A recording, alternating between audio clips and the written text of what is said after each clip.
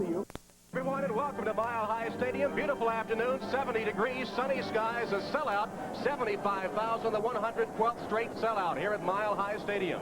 Tom Hammond and Reggie Rucker ready to bring you the action as the Houston Oilers take on the Denver Broncos. Tony Zendejas set to kick it off for the Oilers. The Broncos will receive deep Vance Johnson and Greg Lang. The Broncos are recorded 2-2. The Houston Oilers 1-3 in this young season. Zendejas with the kick. Taken by Lyon. To the 20, finds a seam and then cracked to the ground short of the 25-yard line. Alan Leidy on the coverage for the Houston Oilers. So the Denver Broncos will put it in play. And Reggie Rucker, what about offensive keys to the game for Denver this afternoon? For the Denver Broncos, it's the solid rushing of Sammy Winder, the all-pro running back, controlling the football up front against this young defense of the Houston Oilers. Of course, John Elway, the quarterback for the Denver Broncos. He'll put his team into action from their own 23-yard line. Slot formation to the left. Winder, the lone setback. First play of the game. Johnson in motion. Elway pitches to Winder. Finds some room outside. Across the 25 to about the 27 before Bo Eason comes up from his free safety spot to make the stop. Let's set the offensive starting lineup now for the Denver Broncos. John Elway has passed for over 200 yards in each game so far this season. Sammy Winder coming off a great game against Miami.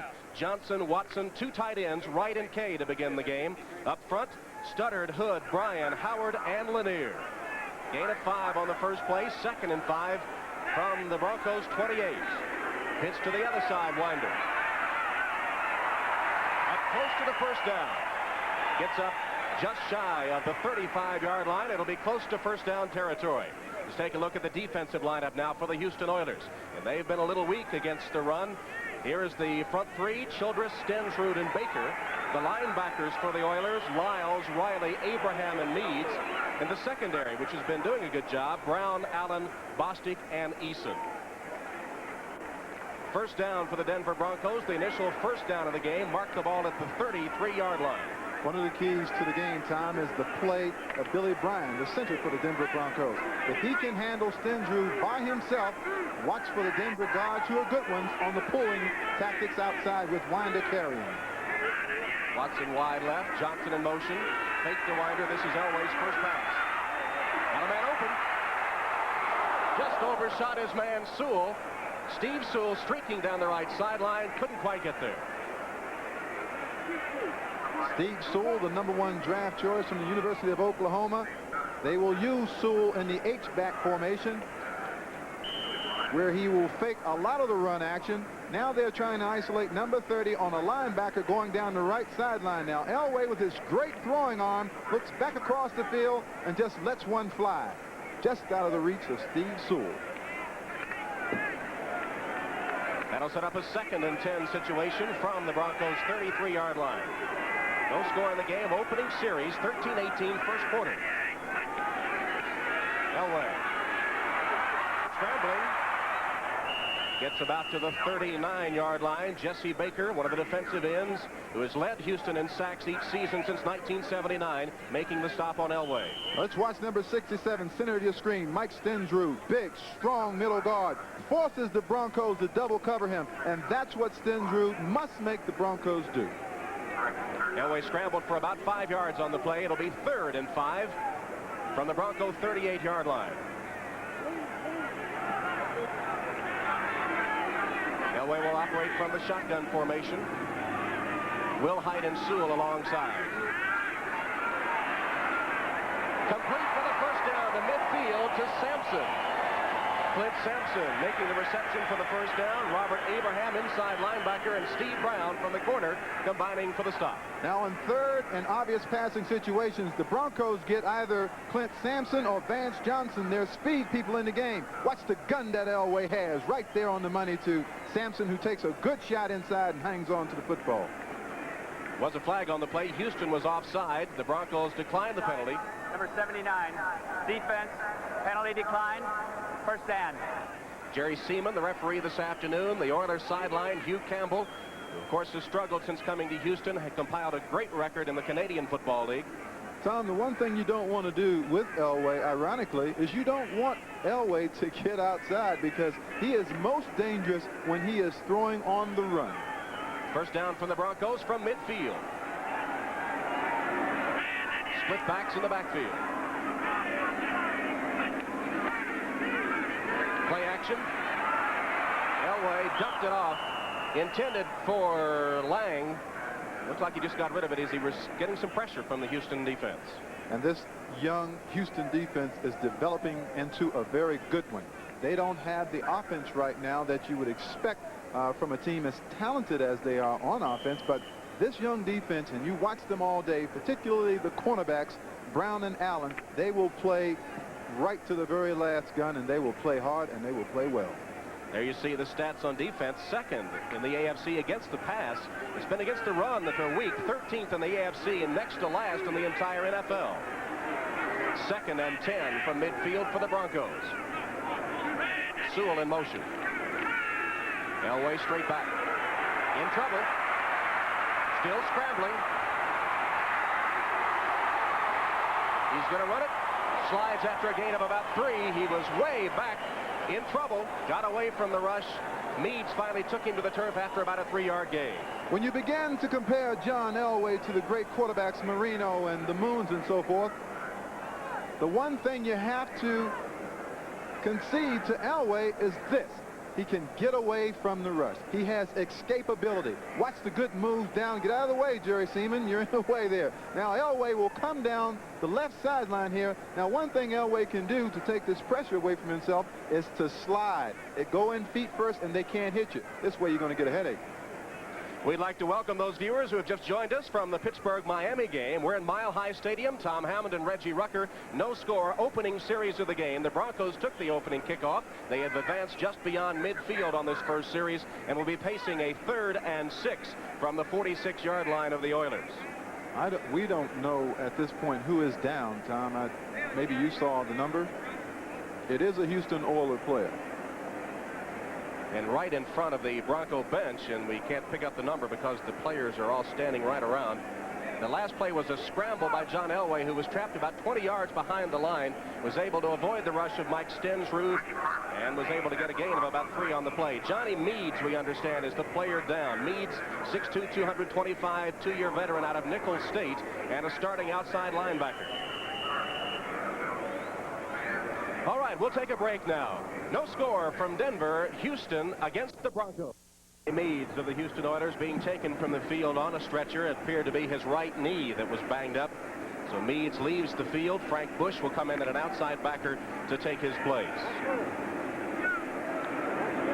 John Elway in the huddle for the Denver Broncos. His team facing a 3rd down situation with the first drive of the game.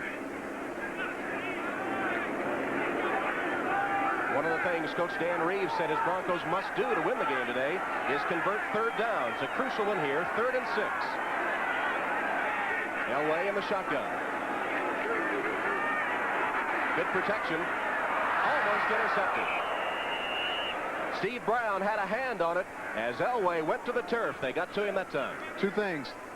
The Oilers coverage is so good. Last week, they held Dallas to 1 of 14 3rd down conversions. That's excellent. Look at the pressure now on Elway. He throws the football, and they're dropping him. And that's what Houston wants to do. All right, Denver with its first punting situation of the game. It'll be a 4th down and a punting situation. Chris Norman, the 2-year veteran out of South Carolina, in punt formation for the Denver Broncos.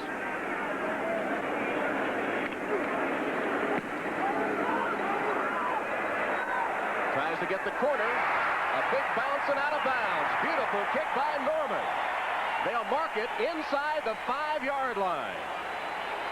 Norman doing a great job. A 42-yard kick out of bounds at the 4. No score from Denver. Back to Denver. It's a day the Chamber of Commerce could brag about here at Mile High Stadium. 70 degrees. Beautiful game.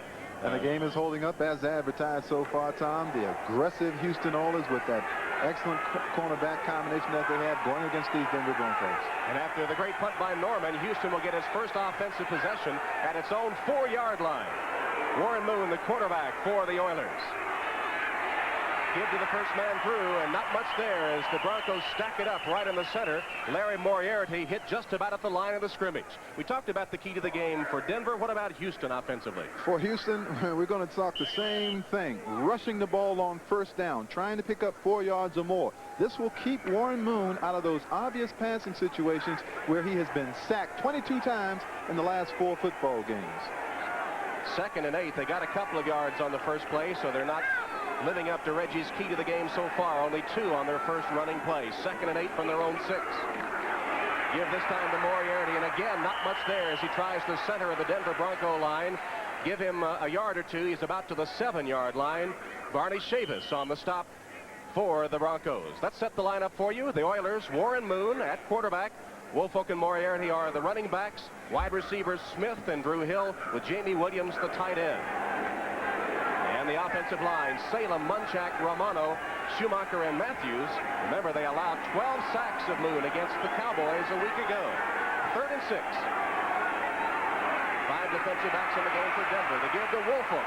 Woolfolk comes across the 15, fights his way almost to the 20-yard line, and an Oiler first down. Good, smart play calling by the Oilers to take pressure off of Warren Moon with the draw play. There's the defensive line of the Broncos. Denver ranking 8th in the AFC in defense.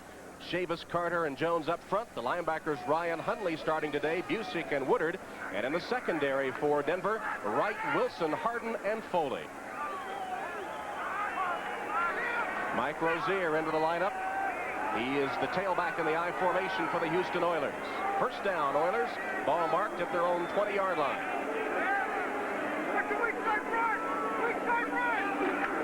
Moon pitches to Rozier. Rozier hit in the backfield and stopped by Jones. Roland Jones got in to stop Rozier for a loss. No score here in Denver. Let's go to Bob Costas. Championship Series starting Tuesday night here on NBC as Toronto will be hosting Kansas City. It's all the league championship action, American and National Leagues, here on NBC Sports. Give to Rozier. Rozier tries to pick him way third, and Mecklenburg comes in to make the stop. The man that's leading the AFC in sacks with the defense against the run. An obvious passing situation. You can expect the Oilers to do a lot of this. Draw plays and screens. Watch number 77, Mecklenburg, leading the AFC in sacks. Catches Mike Rozier on the draw play. He not only sacks him, but he tackles him as well. It'll be 3rd and 12 for the Houston Oilers with the ball marked at their own 18-yard line. Woolfolk and Rozier in the backfield. Warren Moon calling signals for his Oilers. Their first possession of the game. No score. 8.5 minutes remaining first quarter. Moon completes his first pass to Woolfolk, and he'll be taken out of bounds shy of the 25-yard line and well shy of the first down marker. Safety Mike Harden comes up to make the stop.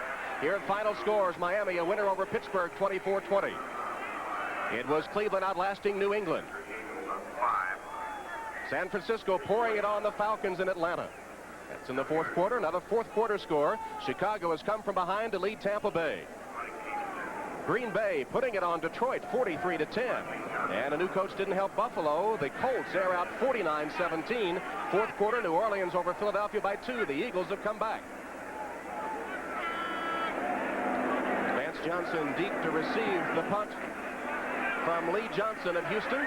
Takes it at the 40 to the 45 midfield. He's got a wall. Johnson taken down just shy of the Oilers' 30-yard line. Steve Tasker making a saving tackle after the punt by Johnson. Good return of the punt by Vance Johnson for the Denver Broncos. They'll have excellent field position. A 38-yard kick, but a 31-yard return by Johnson just shy of the Oilers' 30-yard line. The irony with this play is that Vance Johnson came to Denver by swapping choices with Houston, and you know the player that Houston got with the draft choice? The fellow that just kicked the ball, Lee Johnson. Fastest man in the draft a year ago, number 82, Vance Johnson. They set up a wall for him that was great, too. Once he got to the outside, he had plenty of running room. So the Broncos with excellent field position. They'll begin from the Oilers' 31-yard line. And John Elway came up to the line of scrimmage, saw something he didn't like, I think, in his own alignment, and quickly called for a timeout. So the Broncos are forced to waste a timeout. And we'll be back to Denver in a moment. No score, Oilers and Broncos. Denver Broncos, first down. Here's a pitch back to Winder. To the 30 inside to the 26-yard line where he's knocked out of bounds. Childress coming up to make the stop for the Oilers, but not after a good gain on the play by Sam Winder. Last year, of course, the Broncos won the AFC West. The Oilers struggled. Reggie, here's one of the reasons. The Broncos a year ago were 25th in defense and 22nd in offense in the National Football League. But they were in black numbers in takeaway giveaway. Notice the Oilers in '84. They were in red numbers. Their record 3-13. Very significant statistic. Gain of 5 for Winder on that last play. 2nd and 5 for the Denver Broncos. No score in the game. 8 minutes to play first quarter. Elway hands again to Winder. Gets up just shy of the 20 and perhaps a yard shy of the first down. Avon Riley makes the stop. I'll tell you, we said a key to this game was the center versus the middle guard. Billy Bryan, number 64 versus number 67, Stensrud. Watch Bryan, 64, in the middle of your screen. Along with Winford Hood, take care of Stensrud. Result, Winder right up the middle for a great game. Why is that such a key to this game, Reggie? Because if Bryan can handle Stensrud one-on-one, the Broncos get double-team blocking on both ends, and there should be running lanes for Winder. 3rd and 1 for the Broncos. I formation in the backfield. Winder, the tailback. They go straight ahead. They give to Lang, and he pounds ahead enough for the first down. Childress makes the stop, but Lang got first down yardage, and the Broncos keep their drive alive. Let's take a look at the blocking right in the center of the screen. Once again, they're doing a job on number 67, Stensrud. That's not to say Stensrud isn't doing a fine job, because he is. That's just the focal point of the Denver rushing attack. Dean Maraldi was working on him that time. Maraldi 6'5", 285, 4-year veteran out of Utah. 1st and 10 from the 20-yard line. Broncos looking to score the first points of the game. Elway fires it inside. Good defensive coverage that time, and a flag goes down. Perhaps pass interference will be called on Steve Brown. Well, let's take a really good look at this, because I think this will point out the new rules. Steve Johnson, number 24, Steve Brown, I'm sorry. He's excellent at holding the receiver up. Now watch him go for the ball. That looks like an excellent play, but pass interference was called. Steve Watson was the intended receiver for the Broncos. Here's the call. Pass interference, number 24, defense, first down. So Steve Brown was called for pass interference. And they'll mark the ball at the 11-yard line, where the Broncos will have a first down.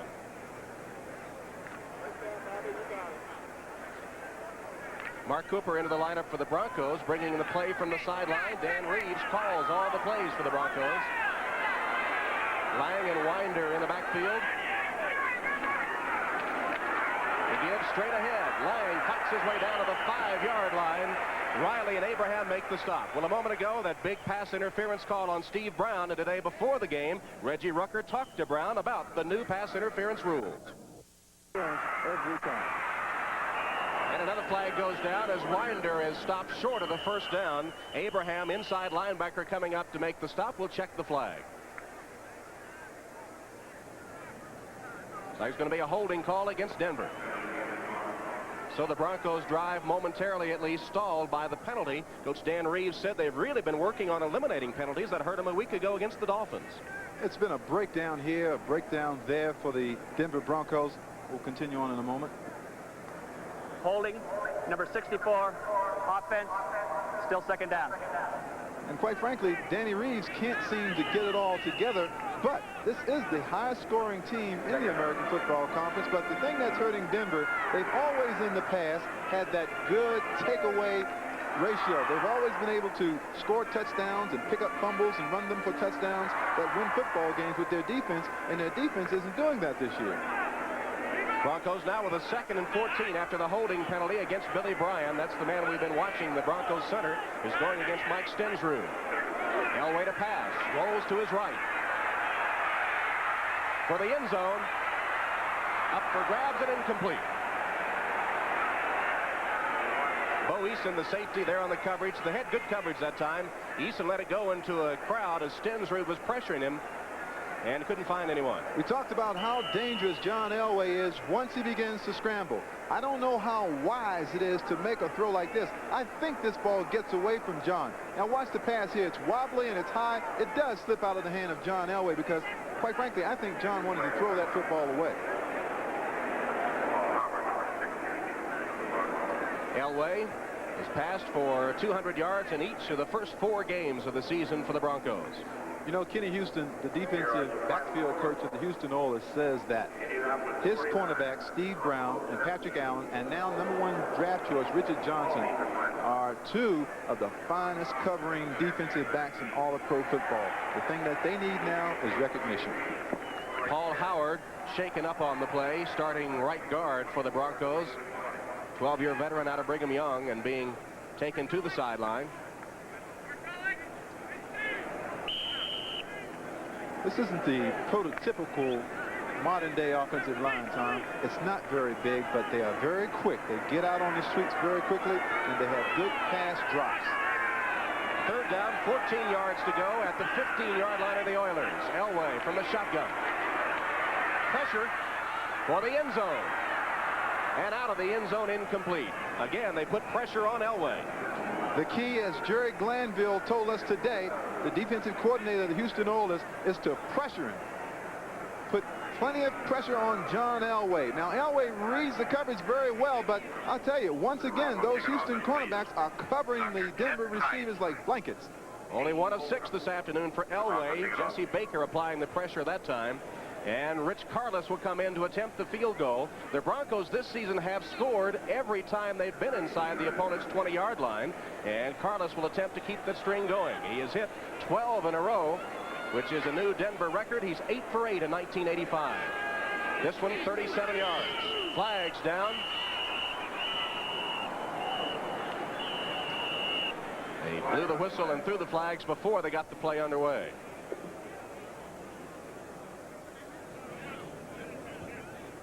Jerry Seaman.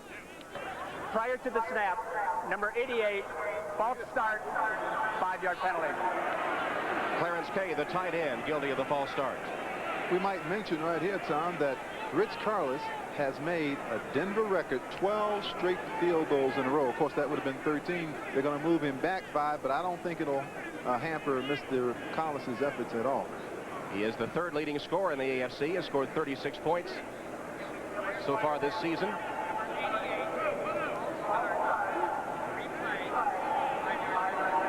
So they'll move it 5 yards further back. Carlos, perfect 8 for 8 this year. And if you go back to last season, as Reggie said, he is 12 for 12.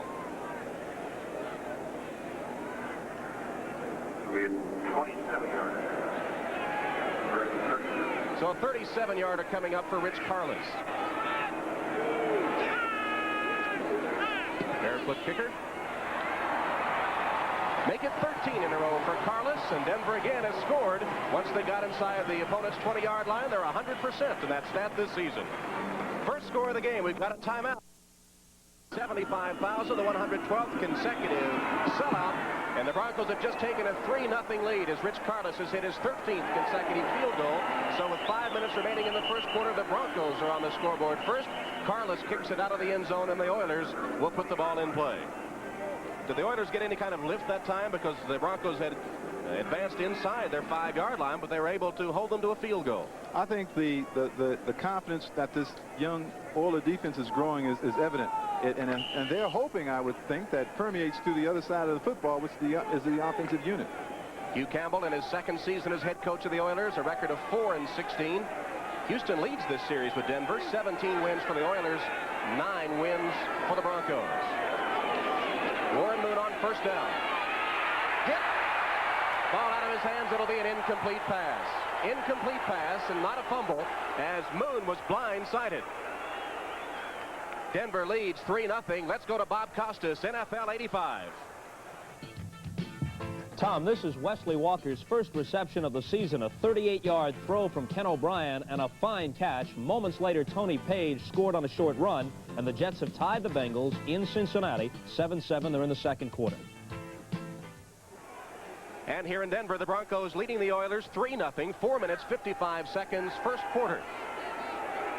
2nd and 10 for Moon and the Oilers. Here's the draw play. Rozier hit once, bounces off, gets to the outside.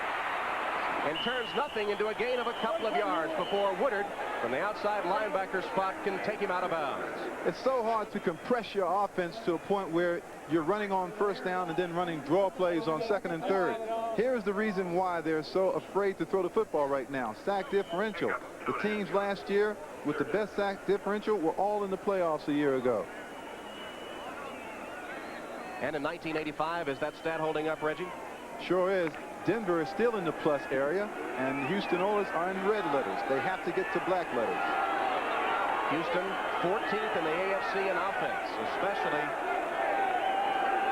weak in that department so far this season. 1-3 record, although a couple of those losses have been deceptively close. Moon under pressure, lets it go. Incomplete, almost intercepted by Harden. Tony Lilly on the coverage for the Broncos and almost able to pick it off. Moon has really been under pressure. Warren Moon virtually under siege by the pressure of first the Dallas Cowboys and now the Denver Broncos. Watch him once again. Rulon Jones, number 75, coming on the outside. Number 31 is Mike Harden on a safety blitz. And that's unusual for the Denver Broncos because they don't usually blitz their safeties. Tony Lilly got a hand on it, couldn't hold it. Punt formation for Lee Johnson has averaged 42.1, as you see. His longest has been 59 yards.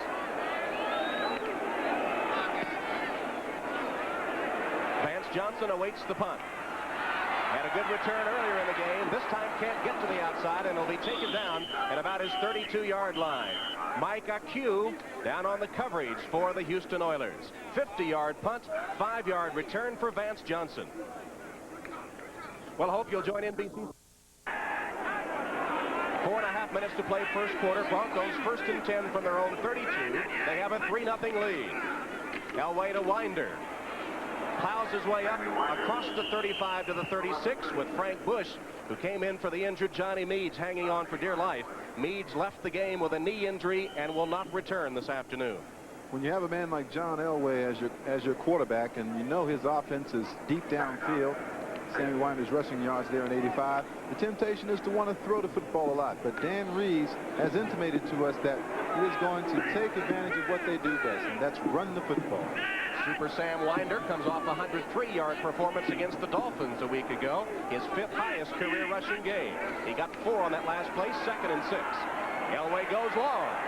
Sampson collides with an defensive man. Flag goes down. Patrick Allen on the coverage. Sampson trying for the reception. We'll see what the call is. Unless the defensive back is looking back for the football. Let's take a look at it. Now watch 29. He has to be looking back for the football. He is not looking back for the football. He runs into the receiver. Correct call by the officials. Number 29, defense, first down. Second pass interference call against the Houston secondary. They are second in the AFC in pass defense. The first call went against Steve Brown. This time Patrick Allen guilty of interference. It gives the Broncos a first down at the 29-yard line of the Oilers. Broncos a 3-0 lead. Clock stopped, 3:48 to play first quarter. Elway with split backs in the backfield. Sampson in motion. Scrambles. He's got a lot of running room. Slides down just shy of the 20-yard line. Let's check some other scores now from around the National Football League this afternoon. Final score, Miami in the Orange Bowl, coming from behind to beat Pittsburgh. Cleveland wins by 4 over New England. Also a final, San Francisco, after a slow start, beating the Falcons. Another final, Chicago, remaining unbeaten, 27-19 at Tampa Bay. Green Bay really pouring it on the Lions this afternoon. And Indianapolis getting its offense in gear against the Buffalo Bills. New Orleans squeaking out at home against the Eagles. 2nd and 4 for the Broncos. Hand off in the backfield to Lang. Lang is going to be stopped for about no gain on the play. Bo Eason from his free safety spot coming up to stop Lang and knock him out of bounds. Eason, second-year man out of California Davis, 6'2", 200 pounds. Number 74. Winford Hood is filling in for the injured Keith Bishop. Number 74 coming around. Watch the pulling block. Good block there by Hood. Lang continuing on outside, picks up some good yardage, but it was a good block by Winford Hood that sprung him. Frank Bush getting a little penetration for the Oilers. It'll be 3rd and 3. Gain of a yard on that last play. 3rd and 3 for the Broncos. Premature movement.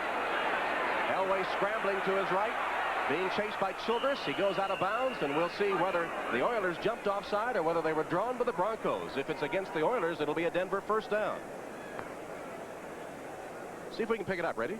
Well, we can't see Elway, so we can't see the inflection maybe that bobbing his head would cause, and sometimes that's what it is. It's the quarterback's rhythm. Jerry Seaman and crew sorting things out. Here's the call. Offside, right side, defensive line, 5-yard penalty. So a key mistake by the Oilers. They had the Broncos with a 3rd down and 3 to go. And with the penalty, it'll be a Bronco first down, keeping the drive alive. When you take a look at it, though, Tom, the Houston Oilers defensively are playing really terrific football, I believe, except for the one pass interference call. They're playing outstanding. The offense of the Houston Oilers is putting too much pressure on the defense to stay in the football game. And the Broncos traditionally outscore you in the first quarter because of this mile-high air, as I've contended. And on the other hand, the Oilers have been outscored in the first quarter in 1985, 44-0. Back now 47-0. They trail 3-0 here with 2:53 to go in the first quarter. This drive by the Broncos aided by 2 penalties. Here's a reverse. Give it to Vance Johnson. Got one man to beat. Whoa! To the 5 and out of bounds at the 1. Johnson on the reverse.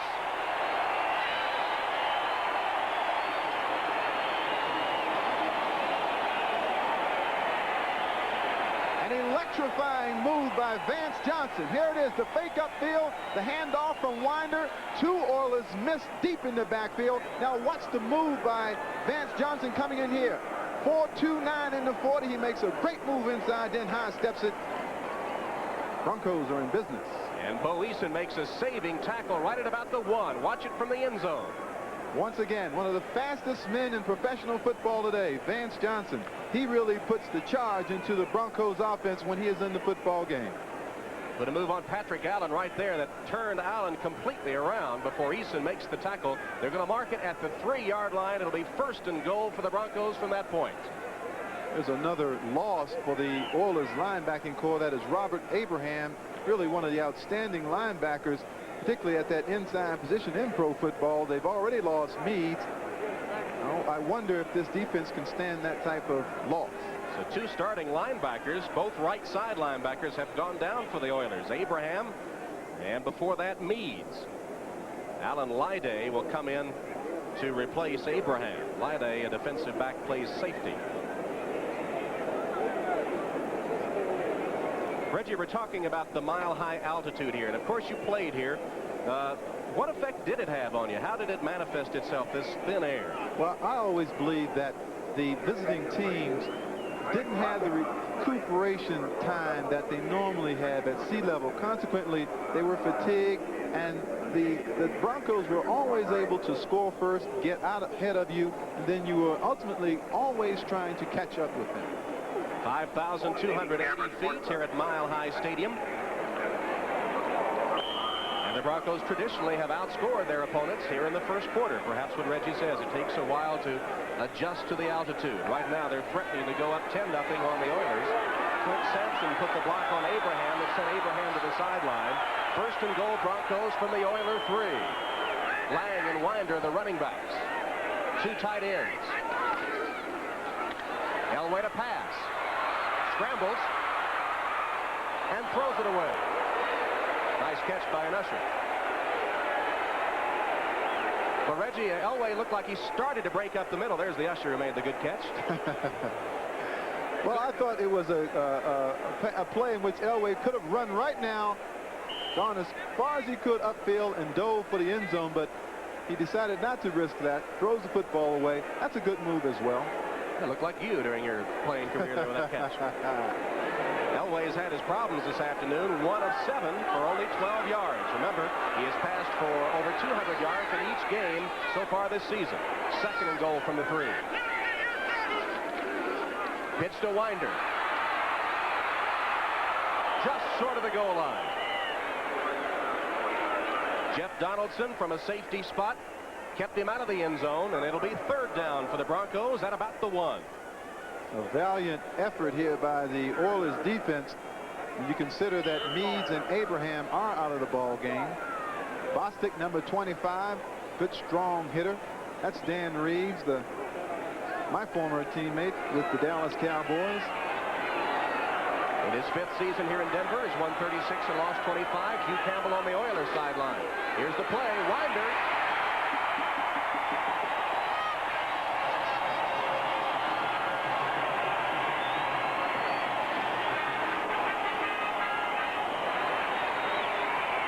$75,000 Bronco fans applauding Super Sam Winder, who takes it into the end zone from a yard out. Watch it again. The offensive line establishing the line of scrimmage, moving the Oilers back off of the ball, and a good hard low charge of Sammy Winder for the touchdown. Winder is built low to the ground, 5'11", 203 pounds, 4-year veteran out of southern Mississippi. Carlos will try to add the extra point.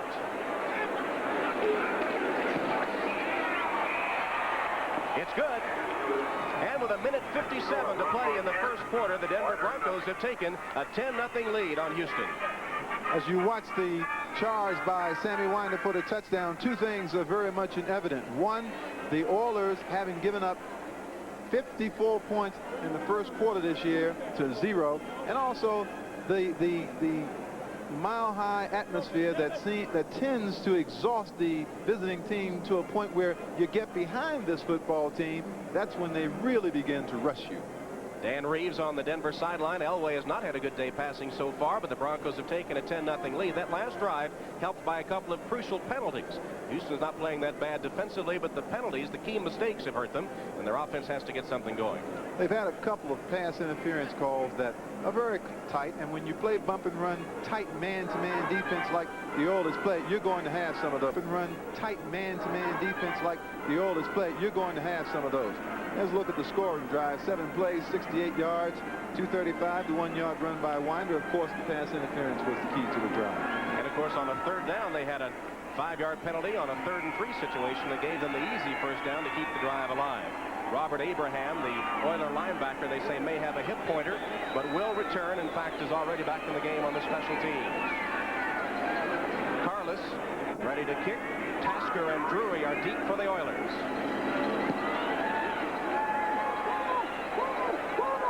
Tasker takes it right at the goal line. To the 20 as flags fly. To the 24-yard line. We'll check the penalty. It's going to be a holding call against the Oilers. Well, nothing going right for Houston here in the first quarter. They continue to make those crucial mistakes. I call this negative momentum because We'll take on the Cardinals. All the league championship action here on NBC. From their 7, the Oilers put it in play. Trying to get outside with Woolfolk. Nothing there. Busick comes up to make the stop from an inside backer spot for the Denver Broncos. And again, the Oilers not able to get that ground game going. The Oilers, whether they want to or not, are going to have to change the pattern of their play calling. They've been running the ball on 1st down, running the ball on 2nd down, and draw play on 3rd down. It might help if the Oilers pass the football on 1st down and run on 3rd down. Steve Foley injured on the play. As you see, the Oilers standing offensively not very good for the Oilers so far in 1985. 12th in rushing, last in passing, last overall. Steve Foley of the Broncos shaken up. They're tending to him on the sideline. Foley, who has 2 interceptions to lead the Broncos so far this year, the 10-year veteran from Tulane. And also into the game, Tom Jackson, who's just come off injured reserve for the Broncos, 13-year veteran out of Louisville. He had arthroscopic surgery on a right knee, but activated for this game. He's an inspiration to this defense. He is. He is the spiritual and inspirational leader of the Denver Broncos football team. And many people believe that the reason why this defensive outfit hasn't had the kind of success it has had in the past is because of the absence of Tom Jackson. Steve Busick comes back in as Foley is helped to the sideline. Woolfolk got 2 yards on that last play. Marked the ball at the Oiler 9. It'll be 2nd and 8. There's Tom Jackson, 57. They have an inspirational player award here with the Broncos, and it's been in existence for 4 years. Jackson has won it all 4 years. 2nd and 8 for the Oilers. Warren Moon. Timing pattern, too tall to handle to Woolfolk out of the backfield. Nothing clicking for the Oilers so far. Let's check some other scores. Second quarter score in the late games, the Raiders in the Coliseum leading the Chiefs 7-3. Second quarter score as well. Seattle has kicked a field goal to lead the Chargers. In the second, Cincinnati has gone on top of the Jets by a field goal. And of course here in Denver, the Broncos with a 10-0 lead, a minute 13 to play in the first quarter. And hold on to your hat because you can expect a blitz. Blitz coming to the Broncos on 3rd and 8. Let's see how Moon reacts. He tightens his formation to bring in some help with the blocking. Retreats to his goal line, shows a little release pass. It's complete, but at the 5-yard line, a loss in the play. Moriarty couldn't get anything going as Woodard from the outside backer spot came up to make the stop. He read it perfectly, and the Oilers again frustrated offensively. The Denver defense is dictating to the Houston Oilers what they're going to run. Watch Mecklenburg, number 77, outside. Salem does a fine job of getting him away from Moon, but there's too much pressure up the middle of the offensive line. Steve Foley, injured his left shoulder, has been taken beneath the stands to the portable x-ray machine where they'll check him out. In the meantime, Lee Johnson, who has kicked 2 times for a 44 average today in punt formation with 30 seconds to play in the first quarter, standing in his own end zone. Kicks it on a line drive punt taken by Johnson, fumbles, kicks it, dives on it at about the 38-yard line. Well, it was a line drive kick. I think he saw so much running room in front of him that he took his eye off the ball. There it is. It's a line drive kick, as you said, Tom, and that's the best kind of punt to return, particularly when the coverage team is backed up in its own end of the field. He boots the ball, and fortunately is able to recover it, and I think he had the wind knocked out of him. 20 seconds remaining first quarter. The Broncos, with Johnson a little shaken up, like he had the wind knocked out of him, leading by 10-0 over the Oilers, and again with excellent field position. The ball is on the 39-yard line of the Oilers. Seems like we played this first quarter in Oiler territory. This is an important defensive stand for Houston. Elway will pass on first down.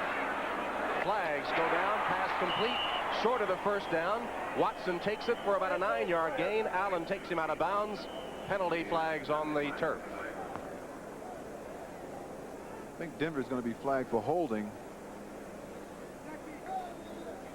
Discussion taking place, and Elway gives the signal to the Denver bench, and it looks like it was holding against the Broncos. Here's Jerry Seaman. Holding, number 53. Defense, holding, number 64. Offense, offsetting penalties.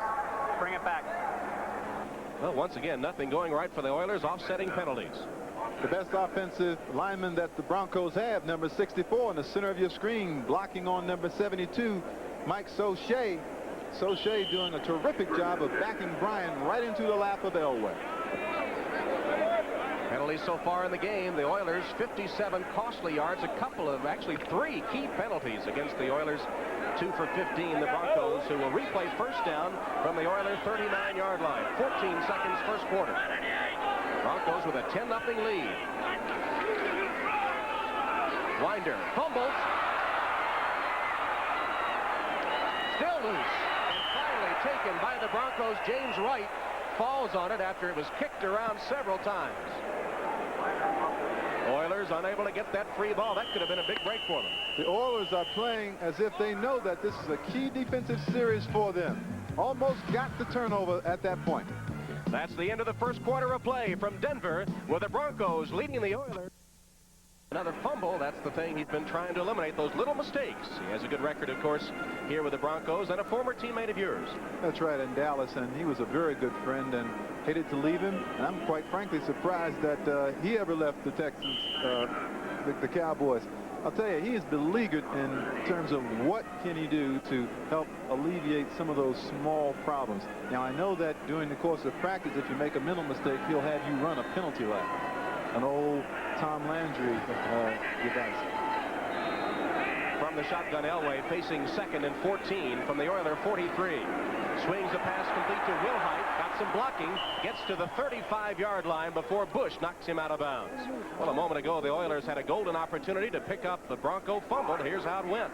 Here it is. This is Winder with the football, and the Oilers are scratching and clawing, and the ball pops loose. They have an excellent chance right there, Baker, to pick it up and run with it, but you know that football is shaped the way it is for a reason, and no one can seem to pick it up. There it is, lying on the ground, and finally covered by James Wright, I think it was.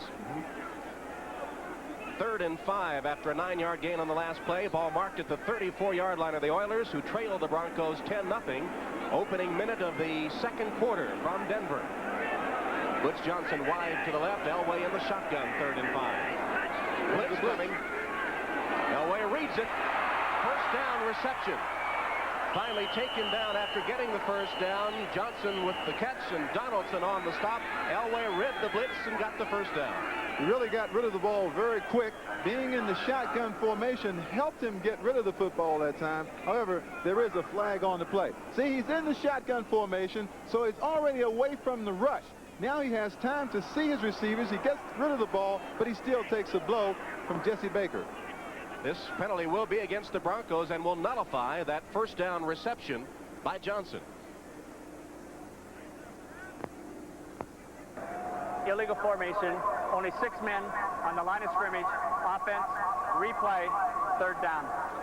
Tom, I believe, looking at it on the other side of the football for the Houston Oilers, if they were in the shotgun a little bit more, if Warren Moon had a chance to see some of what's happening in front of him, I think they could get away from some of those unnecessary sacks. I know that Warren Moon doesn't like the shotgun, but it may prove to be the remedy in this situation. 3rd and 11. Again, Elway in the shotgun after the Broncos were penalized. Premature movement by the Oilers that time, and it looks like they'll get the 5 yards back as Childress broke too soon. Well, the Oilers are just snake bitten. Well, that's a question of a staggered cadence call by Elway. Prior to the snap, number 79, encroachment, defense, still 3rd down, 5-yard penalty. Sometimes a quarterback will come out of the huddle and they'll call a play like this. Hut, hut. And then there are other times, if he wants the defense to come offside, he'll go hut, hut, hut. And that's called a staggered cadence, and that will bring the defense offsides. And I think that was Childress, who is a rookie and who isn't used to hearing that kind of cadence call. Childress, the rookie, 6'6", 267 pounds from Texas A&M. Broncos got the 5 yards back, 3rd down, 6 yards to go at the 34-yard line of Houston. Elway under pressure. And just threw it because he was feeling the pressure, threw it way short of the mark. Watson, the intended receiver. Eason right there on the coverage, and Elway feeling the pressure. Now watch this. Had he not been in the shotgun, they would have sacked him. But because he is away from center, because he sees things, he can just throw the ball away. Now the rush hasn't sacked him. Houston certainly has shut down Elway today. He's only 2 for 9, 22 yards passing here in the first half. 14 minutes remaining in the second quarter. Broncos, however, do have a 10-0 lead as Rich Carlos comes in to try to make it 13-0. This will be a 52-yard field goal attempt. His longest this year has been 48. No good. Carlos has his string broken. He had hit 13 in a row, but on the 14th he misses. So we've got a tie. Denver Broncos 1st and 10. Oiler 34-yard line. 13:58 second quarter. Broncos lead at 10-0. Oilers with the first down play. And it is Moriarty that gets the call and takes it up shy of the 40-yard line. And the Oilers need to get the offense moving. The defense has been on the field a long time. In fact, Denver has had the ball 9 minutes, 21 seconds to only 5.5 minutes for Houston. We talked about how important it is on first down for Houston when they run the football to pick up 4 yards or more. Now, they did it that time. Let's see if they don't convert for a first down in this series. 5-yard gain for Moriarty that time. Steve Foley, free safety of the Broncos, separated shoulder, will not play again today. Handoff to Rozier, gets outside, first down into Bronco territory to the 45-yard line. From the field level, Mike Rozier making his presence known here in the Houston lineup. The 1983 Heisman Trophy winner from Nebraska has been playing football year-round. Outstanding blocking on the left side of the line. Jamie Williams gets a tremendous block. Here comes Rozier, number 33, with the outstanding speed on the outside. He hasn't been carrying the ball enough. I think the Rozier style is to carry the football a lot of times, Tom. Played 18 USFL games, came right to the NFL, but he's given the Oilers a first down at the 45-yard line. We played mostly in Oiler territory so far. That's a big first down. Moon rolls out, completes it for another first down to tight end Jamie Williams, who caught it in traffic. Jamie Williams is the guy that does a lot of blocking for this Houston running game. He's not known for his pass catching abilities, but this is what makes the play. The faking, sending the line backwards one way. Now Moon rolls to the right. He's an outstanding passer on the run. Hits Jamie Williams, who picks up a first down. Beautiful pass. Williams on the reception from Moon. You see his stats for 1985. Tony Lilly made the stop for Denver, but an Oiler first down. They're at the 28 of Denver. Stan Edwards on the carry for the Oilers. Doesn't get much there. Busick leading the defensive charge for the Broncos.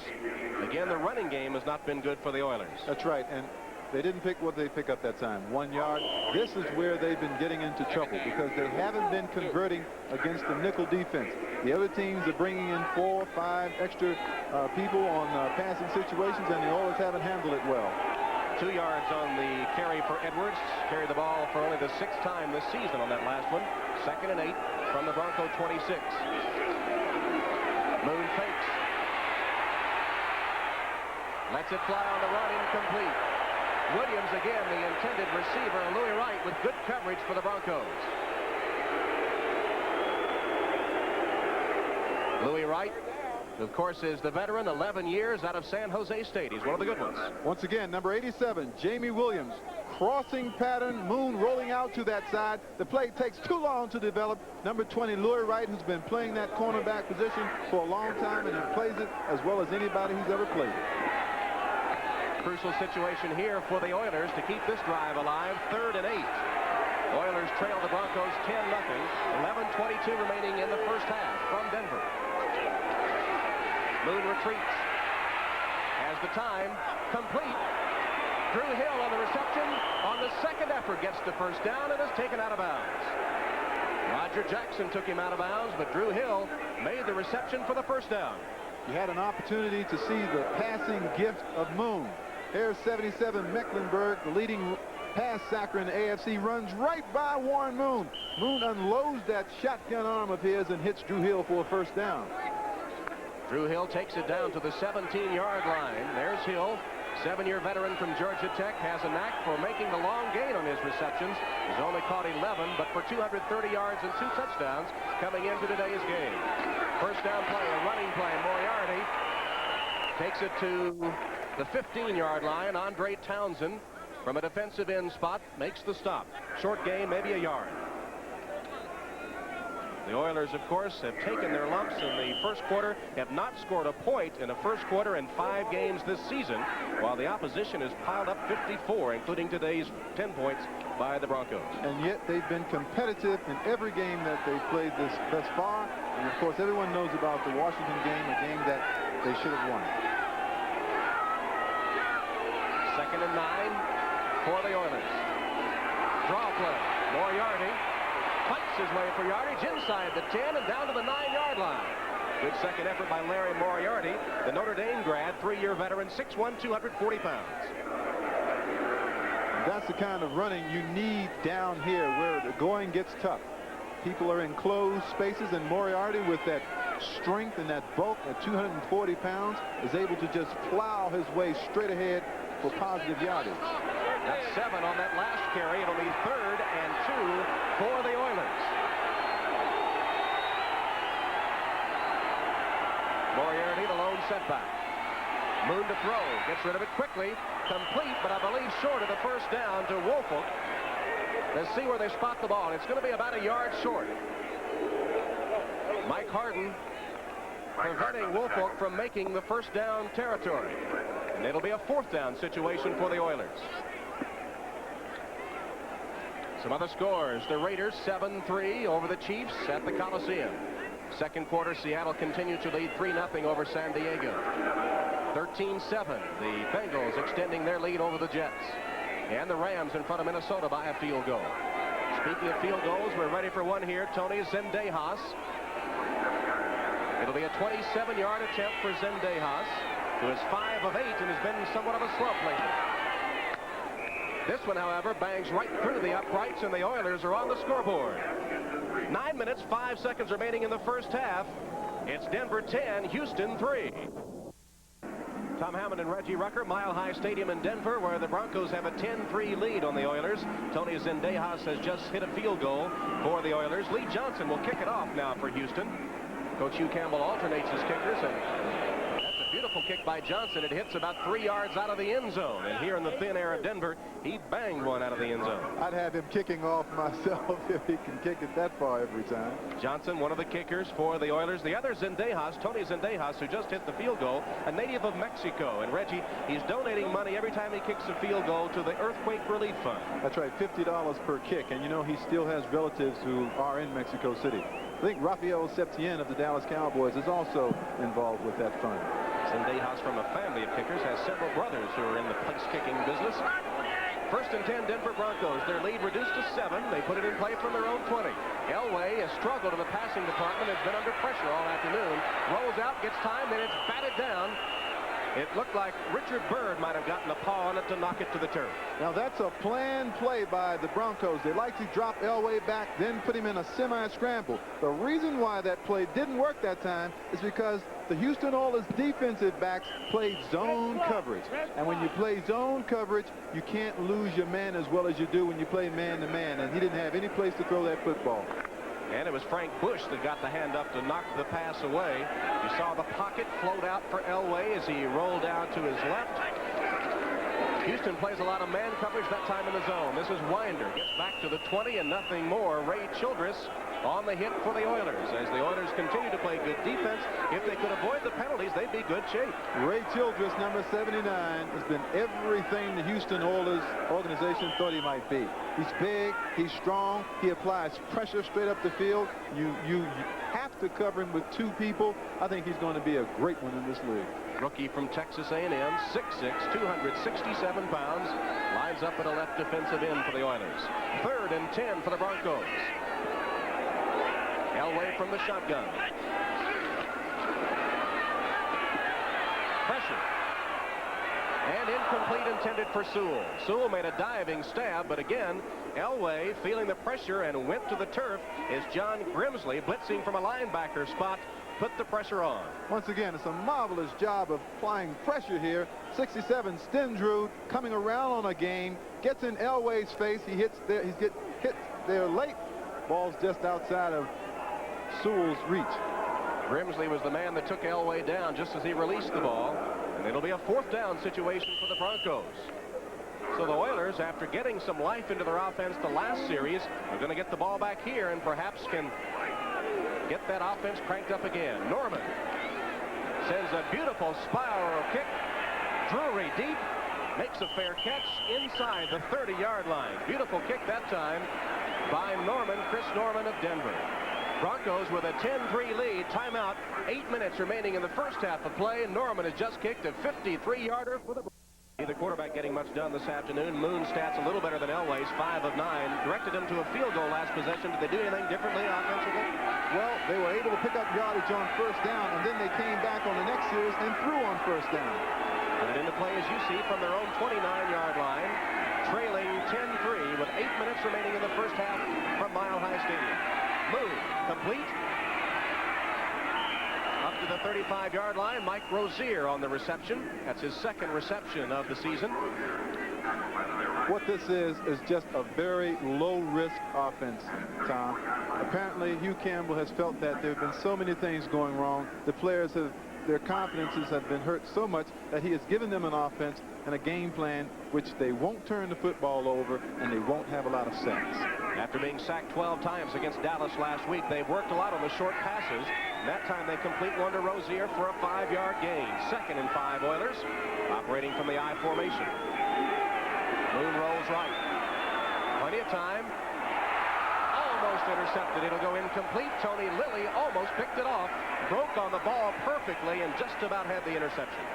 Well, there were 2 receivers in that area, and I felt Warren should have taken the first receiver. Here's the fake, and it's a rollout. Now, there's a receiver right now. Warren should take that and pick up the 1st down, but he tries to go downfield. The play just takes too long to develop. Almost an interception by Tony Lilly.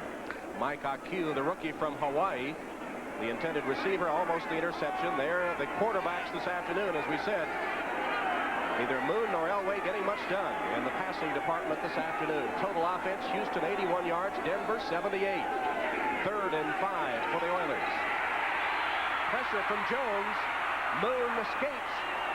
Upfield, he's got a first down and out of bounds. Good scramble by Warren Moon. Now that's the Warren Moon we know, the one who can get away from trouble, because the Broncos were bringing everybody that time. You see that he does have 69 yards carrying the football coming into today's game. In fact, he scored 2 touchdowns running. Watch number 75, Rulon Jones, on Harvey Salem, who has just come back last week after being out most of the year. And they really have Warren doing a Houdini act right there. It's away from Mecklenburg as well as Jones and picked up the first down. 42-yard line of the Oilers. Houston has it 1st and 10. Give to Woolfolk. Comes across the 45 up to about the 47-yard line.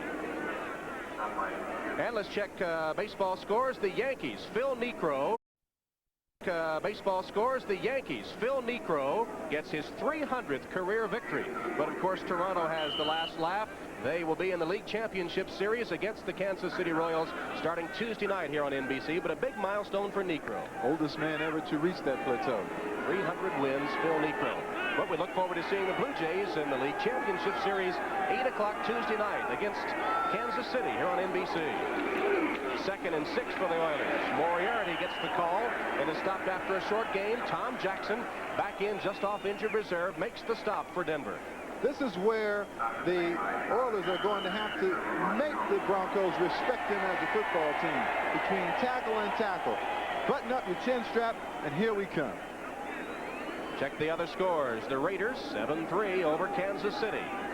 Seattle has added another field goal, 6-0 over the Chargers. 3rd down, 4 yards to go for the Houston Oilers. He's been rolling out a lot in this case, Tom. Big play for the Oiler offense. And he didn't get it off in time.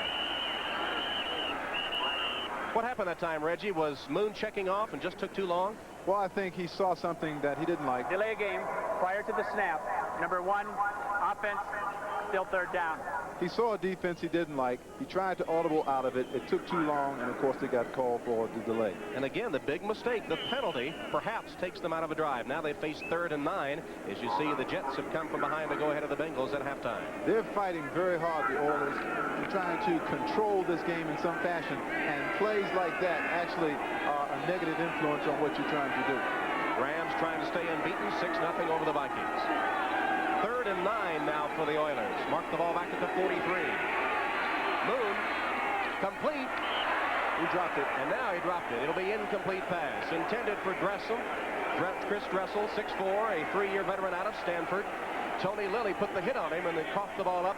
It'll be a 4th down situation for Houston, and it's been a long afternoon for quarterbacks, including Warren Moon of the Oilers. Watch his reaction this last time. I don't blame him here because I feel Dressel should make this catch. He knows he's hitting right there in the hands, and he just doesn't hold on to it. Punting situation, Lee Johnson, who's had a good afternoon here in the thin air of Denver. Gerald Wilhite, single safety for the Denver Broncos. Just over 5 minutes remaining in the first half. Denver about to get the ball, leading 10-3. Wilhite can't get to it. It goes out of bounds, and another good kick. This one will be marked at about the 15-yard line of Denver. That's an outstanding young kicker, Lee Johnson.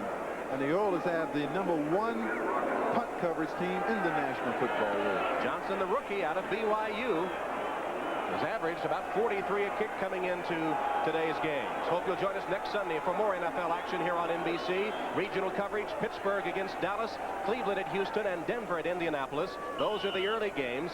And, of course, Buffalo at New England and Kansas City at San Diego, all starting with NFL 85 at 12:30 Eastern. Don't forget to stay with us for our halftime show with Bob Costas and company. 1st and 10 for the Broncos from their 19. Winder takes a hit in the backfield from Avon Riley, the inside linebacker, and a loss on the play of a yard or so. Winder expected to have a big afternoon against the Oiler defense, which has been kind of weak against the rush all season, but so far they played it well. Here's Winder. Runs very well inside. That's Avon Riley, the enforcer on this Houston Oilers football team. Makes a tackle that lasts. his tackle total 42 coming into today's game. Give a yard to Winder on the last one. 2nd and 9. Elway again being chased. And will get out of bounds after a gain on the play. He was being tracked and was forced and flushed out of the pocket by Mike Stensrud, but able to scramble for a gain on the play. You see that he is the leading rusher among the quarterbacks in the AFC, and in fact in total yardage, passing and running, he is the #1 quarterback in all the NFL. I don't think they're so happy about that statistic, though, because when you run the football at the quarterback position, you really upset the harmony of the offense and the rhythm, and plus the receivers get mad at you. Elway has run 4 times for 18 yards this afternoon. It's 3rd and 5 for the Broncos. Elway in the shotgun. Got a man across the middle, complete to Sampson. This could be goodbye. Past midfield and all the way down to the 41-yard line of the Oilers. Bo Eason makes a saving tackle on the play, but Sampson came wide open on the crossing pattern over the middle.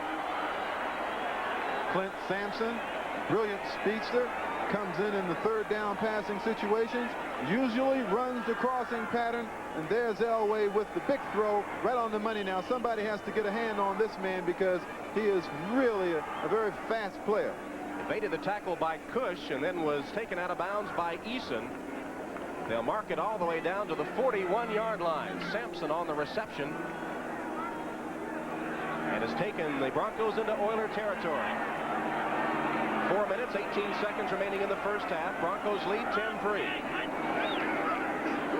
Here's the reverse again. They pitch it back to Elway. Got a man open. It'll be complete. Touchdown. Steve Watson.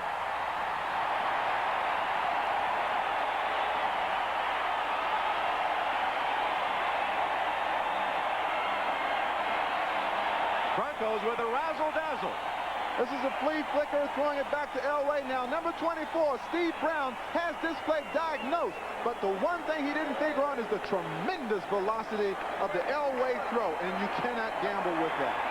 Elway put it absolutely right on the money. Here's an ISO of Watson as he makes his cut. Watch the ball, and it'll be right there. But watch Brown. He knows the play. But it's the velocity of the Elway throw that gets the job done. Watson on the reception. First touchdown of the season for Watson. Carlos adds the extra point.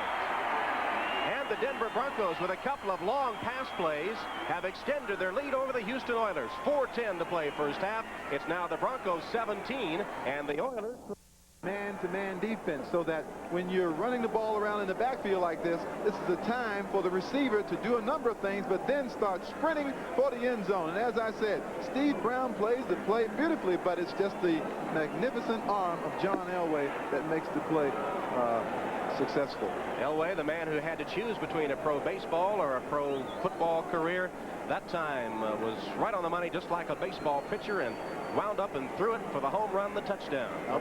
Outside the Denver area, there aren't many people that know about that man's talent, Steve Watson, but he has been a very, very good player here in the Denver Broncos organization. All-Pro in 1981 when he caught 13 touchdowns from Temple University, a free agent. What a find for the Denver Broncos. Carlos, barefoot kicker, will tee it up. Only 4 plays in that scoring drive to cover 82 yards. It took him just a minute with the clincher, the 41-yarder, Elway to Watson. Drury and Tasker deep for the Oilers. This is going to be Drury at the goal line. 15 across the 20. Pretty good return by Drury, and Warren Moon and company will put it in play from there. Houston had effectively stopped the passing game of the Broncos throughout the first half until that last series. What happened? Well, quite frankly, I think they were really playing the defense the way it should have been played, but it was that man-to-man kind of coverage that put them in that position, and it makes the big play when you get a guy like Elway throwing that ball deep like that. And the execution by Elway, I guess, had a lot to do with it, too. First and 10 from the 22 for the Houston Oilers, now down by 14. Moon will pass on first down. Completes a short pass over the middle to Woolfolk. Evades a couple of tacklers, gets to the outside, to the 40 and to the 44-yard line. Nice running after he caught the ball, which Woolfolk, the 4-year veteran out of Michigan. Mike McCloskey, A good block to spring him free. Here's what's important for Warren Moon. Keep your poise. You have people on the football field that can score for you in one play. All you need to do is get a score here, and you're right back in the football game. Butch Woolfolk, the sprinter from Michigan, has tremendous speed. They don't want him to get outside.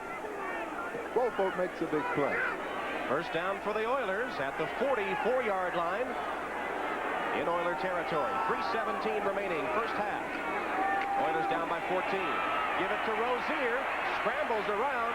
Comes up to midfield with a stiff arm. Will be taken out of bounds right at the 50-yard line. Good running, both on the quickness to get outside and then a pretty good stiff arm. Exceptional improvisation by number 33, Mike Rozier. Discounting the theory that many people think that he can't run outside. He does have excellent quickness to the outside, and he showed it just then. Mike Rozier, number 2 rusher in the USFL this season before coming over to the NFL. The former Heisman winner. 16 yards has been his longest run of the season and has not carried the ball that many times. 28 carries coming into this afternoon's game. He got 6 on that last play from midfield. 2nd and 4 for the Oilers. Moon in trouble. He's sacked. Woodard, the linebacker, on a blitz, takes Moon down for a loss on the play. The first sack of the afternoon. Ken Woodard, number 52. Doing a first-rate job, first in playing for the injured Tom Jackson, then doing it on his own, Tom. Last week was burned by Miami in a play-action pass. Actually ran and caught up with Tony Nathan after he had gone 73 yards. But what's going to happen when Tom Jackson is ready to return and Woodard is playing as well as he is? It'll be a tough battle. Woodard, 6'1", 218 pounds, 4-year veteran out of Tuskegee, playing with a bruised abdomen today. 3rd and 15 now for the Oilers. Here's Moon. Protection breaks down, and Moon goes to the turf at the 30. Rulon Jones put the hit on him this time, but he had some help. Mecklenburg was in there, and also Townsend applying the pressure. They came with a run that time, all after Moon. The pressure has a mesmerizing effect on the quarterback. There's Moon in the pocket. He knows that there are people all around him. He's been hit. He's been hurt. He just can't take but so much of that. Warren goes down once again. So it'll be a punting situation as Warren Moon goes to the Oilers sideline. Vance Johnson, single safety for the Broncos. 2 minutes, 15 seconds to go in the first half. What a kick. Johnson is immediately swamped after taking the kick at about the 14-yard line. Tasker and Drury downfield on the coverage for the Oilers. Johnson with another terrific kick had covered 55 yards.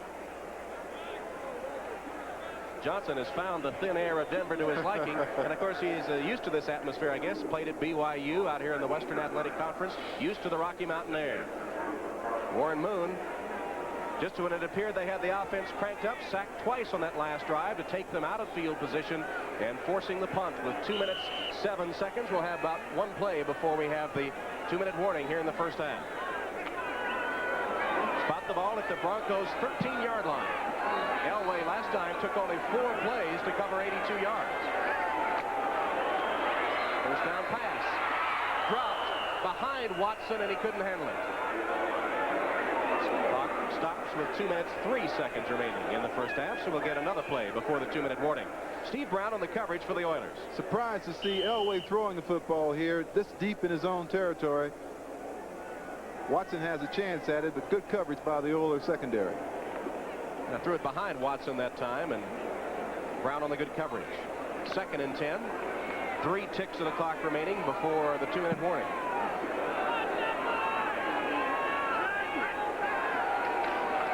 Elway again rolls to his right. Complete for a first down. And a flag goes down after the reception by Johnson. Could have been a late hit or a face mask here. I don't think they like what number 53, Avon Riley, did after the catch. Be a personal foul call against the Oilers. Here it is. Here's Elway. Once again, you can't cover when he is rolling out. Number and he has that great arm. Defense, all the right receiver hand. needs is just First a down. step or 2 in front of the That is a defense. 2-minute warning. He makes the catch, and there you see the penalty. Late hit against Avon Riley. We've got the 2-minute warning. Broncos lead. The Houston Oilers continue to play into the hands of the Denver Broncos. Been called for 7 penalties, 82 yards. The Broncos have been assessed only 20 yards in penalties. Elway, after a slow start, now has hit 5 of 15 for 111 yards and a touchdown. He's going to pass here. He's blindsided and taken down on the sack by Frank Bush. First sack of the afternoon for the Houston Oiler defense. Elway had plenty of time to throw once again, but the coverage was excellent downfield, and fortunately for John Elway, he has the presence of mind to put this ball away, because coming from the right of the screen was Frank Bush, and this could have easily been a fumble. Bush on the sack.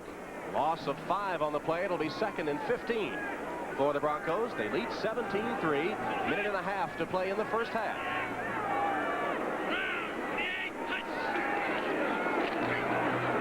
Elway buying some time. Loses the ball, flags down, out of bounds. It'll be Denver's football, but a loss on the play as Elway dropped it under pressure again from Frank Bush. There was a clipping penalty on Bush, number 94. Someone hit Bush from behind. I wasn't able to get the number.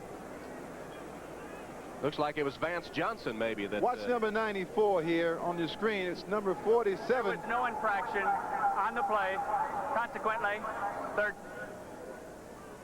Wait a minute now. No infraction on the play. Will Hyde, it looked like, might have been guilty of the clip. Did you see Elway there as he dropped the ball? He was chasing it down.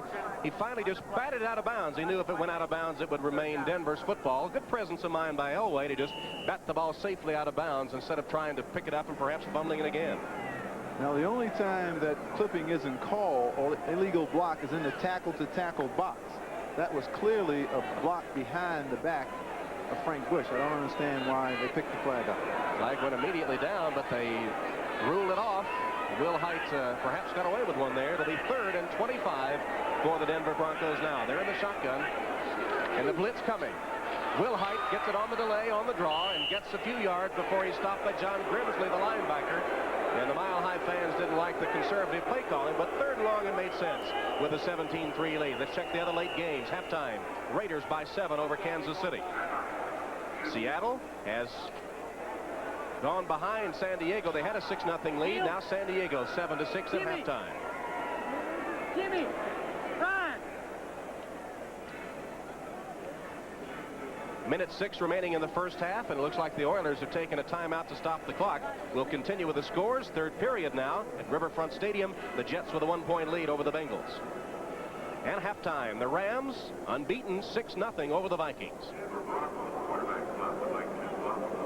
Tom, this has been the blueprint for 85 for the Houston Oilers. Despite the fact that they haven't played well in a lot of areas, they still find themselves in the thick of the ball game. You've got 1 minute 6 seconds left here. They should get pretty decent field position here with this return. And I would think that Warren Moon has an opportunity to put some points on the board, preferably 3 points if at all possible. Hope you'll stay with us for NFL 85 at halftime. The Houston Oilers, a record of 1-3. You remember they opened the season with a great win over the defending AFC champion Miami Dolphins at the Astrodome. They lost a controversial game to the Washington Redskins 16-13, had 2 touchdowns which should have counted, called back in that one. Then Pittsburgh blew them out 20-0, and of course they lost to Dallas, a 7-point decision a week ago. This one is shanked as the flag goes down. They may be roughing the kicker. They're going to have to pick the flag up because he got a piece of the ball. Briel was in on the pressure as Norman got the kick away, and it's going to be against the Houston Oilers. Let's watch it again. Let's take a look at it. I'm not so sure that he didn't get a piece of that ball. And of course, if he touches the football and then touches the kicker, there should be no penalty. I think they're going to rule, Reggie, that he just shanked the ball, that the Oilers didn't touch the football, and so it would be roughing the kicker. That's apparently the ruling. Let's listen to Jerry Seaman. Personal foul. Running into the kicker. Number 92. Defense. First down. So Briel is guilty of running into the kicker. Hugh Campbell didn't like the call. And it gives the Broncos a first down with 1 minute 1 second remaining on the clock for the first half. So the Oilers, as you said, expecting to get decent field position and a chance to perhaps get some points on the board before halftime, come back with their defensive unit, and it's the Broncos that have the ball.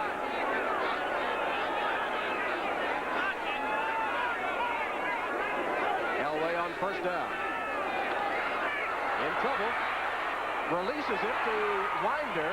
Out of the backfield, Winder on the reception, a gain of about 4 yards. Steve Brown covers for Houston. Here's Brown. Tied for second in the AFC is Brown with 3 interceptions as Sammy Winder took the pass out of the backfield. No huddle for the Broncos. They'll go 2nd and 5 from their own 39. They lead 17-3. Elway out of the pocket decides to run. He'll go out of bounds for a first down at his own 45-yard line. Good presence of mind by Elway. Had his eye right on the first down marker. Jumped right out of bounds as soon as he had picked up first down yardage. Didn't really want to risk throwing that football that time because the Oilers were in a good zone defense. They had that portion of the field defense very well. And Elway chose to run out of bounds, of course, coming up at halftime, NFL 85. Bob Costas, Ahmad Rashad, Pete Axthelm standing by to bring you scores and highlights and all the other halftime activities we look forward to on NFL 85. You can tell that Reeves isn't too comfortable with this lead of his because he is trying to get some more points. It's 17-3 right now, and they're trying to get some more. This Bronco offense can strike in a hurry, as we saw a few moments ago when they covered 82 yards in 4 plays in 1 minute. Elway again has a completion close to the first down to Will Height. Will Height taken down at the 45-yard line of Houston, right at the first down marker. Keith Bostic makes 20 seconds remaining in the first half. They're trying to maneuver down here into field goal range for Rich Carlos. And are getting pretty close to that territory. About one more first down will put them in range. Carlos had been, what, 13 of 13 until he tried one from 52 yards and he missed it. I think, realistically speaking, the Broncos need about 10 more yards in order to attempt another field goal by Carlos. And they have only 20 seconds to try to get into range for Carlos. Elway, after a slow start, has been coming on here in the latter stages of the second quarter. Broncos with 1 timeout remaining. And they can, of course, use that timeout to get Carlos onto the field if need be. From the shotgun. Shovel pass, Will Height. Breaks the tackle to the 30, down to the 25-yard line. Will Height with the shovel pass. Rod Cush makes the stop, but a Denver first down, and now definitely in field goal range. They stop the clock with 13 seconds. Will Height has not been carrying the ball from scrimmage, but he has been utilized on a lot of the little trick plays like the shovel pass, passes out of the backfield. Here he is, once again, number 47. He makes a great play right in here because he broke 1 tackle. Now he has excellent speed in the open field. The Broncos have excellent position for a Rich Carlos field goal attempt. 13 seconds left. Will Height on that shovel pass reception, 5'10", 200 pounds, his 8th reception of the season. He's a 4-year veteran out of San Jose State. Dan Reeves huddling with his quarterback, John Elway. You mentioned yesterday when we went to the Bronco practice that Danny Reeves had a unique relationship with Coach Tom Landry at Dallas. Yeah, of all of the players who were in the Dallas system during the years that I was there, none of them corrected or interrupted Tom Landry with the exception of Danny Reeves, whether it be Staubach, Morton, or anybody else. He was so knowledgeable at the time as a player that even Tom Landry at that point in his career respected what he said. Dan Reeves has gone on to success as a head coach here in Denver. 36 wins, 25 losses. His team won the AFC West a year ago. John Elway now has hit 8 of 18 this afternoon, 146 yards and a touchdown. Again, closing in on that 200-yard mark. He would be perfect in every game this season in that category if he can attain it. Right now at 146, 1st and 10, Oiler 25. Elway hit as he releases it. It's going to be picked off. So the Broncos gamble with 1 more play rather than getting Carlos in to kick the field goal, and they come up empty on the interception as Elway let it go just as he was hit. Well, of course, they criticized Dan Reeves last week for going for a field goal. This time, he was trying to improve his position. He was trying to get 6, knowing that if he missed, he could come back and attempt the field goal.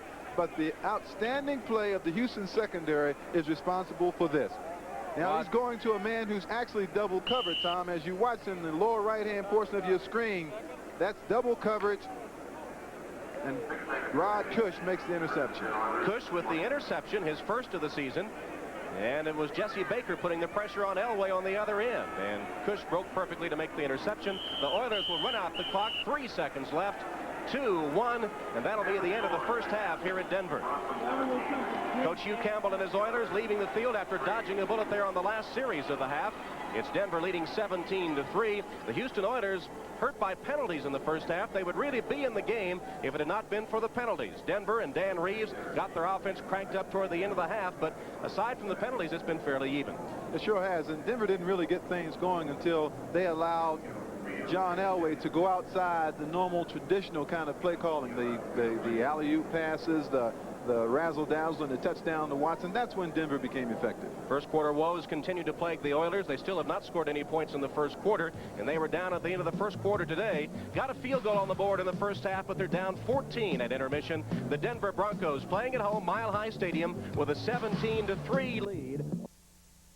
It'll be taken by Drury at the goal line. To the 20, gets outside for a moment, to the 25-yard line. Pretty good return by Drury. Stop on the play made by Daniel Hunter of the Broncos on the special teams. And the Oilers will put it in play from their own 25-yard line. We talked about keys to the game as we began this afternoon.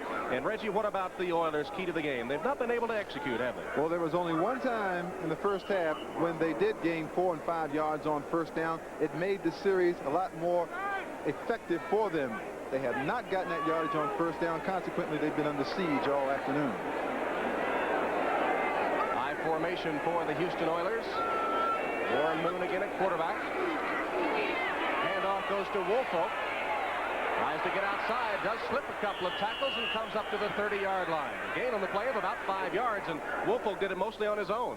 When you have an objective like gaining 4 or 5 yards on first down so that you can control the line of scrimmage, sometimes you have to do it very workmanlike. It's not always going to be an easy thing to do, but runners like Woolfolk, Moriarty, and Rozier, they have to do it on first down. Let's pause now briefly for station identification. This is the NBC television network. KOAA TV, channels 5 and 30, serving southern Colorado. Tom Hammond and Reggie Rucker, Mile High Stadium in Denver. The Broncos leading the Houston Oilers 17-3 as we begin play in the second half. The Oilers will have it 2nd and 4 from their own 31-yard line. Mike Rozier in the game at a tailback spot. Moriarty is the up back in the I formation. Wide receivers to either side for Warren Moon. Busted play. Moon taken down at the line of scrimmage. You have that pyramid effect. Part of the pyramid crumbles, then the whole thing collapses. You had an outstanding gain on first down. Now you have a busted play. You come back, instead of being 2nd and 2, you're 3rd and 5. You're facing the nickel defense. They haven't had success against it all day. Jim Ryan made the stop for the Broncos. It will be 3rd and 5 from their own 30-yard line. Warren Moon at quarterback. He's got Woolfolk and Moriarty, the running backs. Hill, Smith, and Williams as receivers. He's taken down on a blitz by Harden, who came flying from a safety spot to the 3rd sack of the afternoon for the Broncos. Doesn't take a space scientist to recognize what's going on. The Houston Oilers and Moon and company just do not pick up the safety blitzes or the outside blitzes at all. And the objective of the Denver Broncos defense is to put them in passing situations, and you see what happens. 25th sack of the season given up by the Oilers, and that is 2nd worst in the National Football League. Lee Johnson's done a good job for the Oilers today. He's in punt formation. Will Height, the lone safety for the Broncos. Will Height fields it, takes it to the 40, 45, and just short of midfield. Another good return by Will Height. Stop made by Mike Q on the special teams for the Houston Oilers. 44-yard punt. Pretty good return, though, and the Broncos again have good field position, 7-yard return. What about the Broncos' key to the game? They have executed fairly well, getting those rushing yards from Winder. They've been somewhat effective. The Houston Oilers have played them off their feet, really. They've mastered what the Broncos do well, and I expect to see John Elway go back to giving the ball to Sammy Winder. Elway will put it in the air, first down. Got his man wide open, complete to the tight end, Kay, who's taken down at the 38-yard line by Grimsley, the linebacker. But in the middle of the field, Kay was wide open. Elway Elway starting to really heat up on his passing game now. Seemed to catch fire toward the end of the first half and comes out smoking here in the second half, hitting his first attempt for a first down into Oiler territory.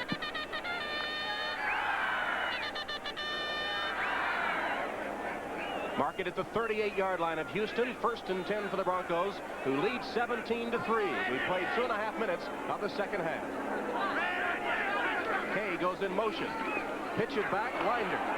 Or is it Lang? It's Lang on the carry. He doesn't get much. Frank Bush comes up to take him down. Avon Riley is there to put the hammer on as well. Bush, coming in for the injured Meads early in the game, has done a good job. He's been very effective. The rookie from North Carolina State. Not big, about 218 pounds, but he's very quick. The one thing about these Oiler linebackers is that they do have very good quickness.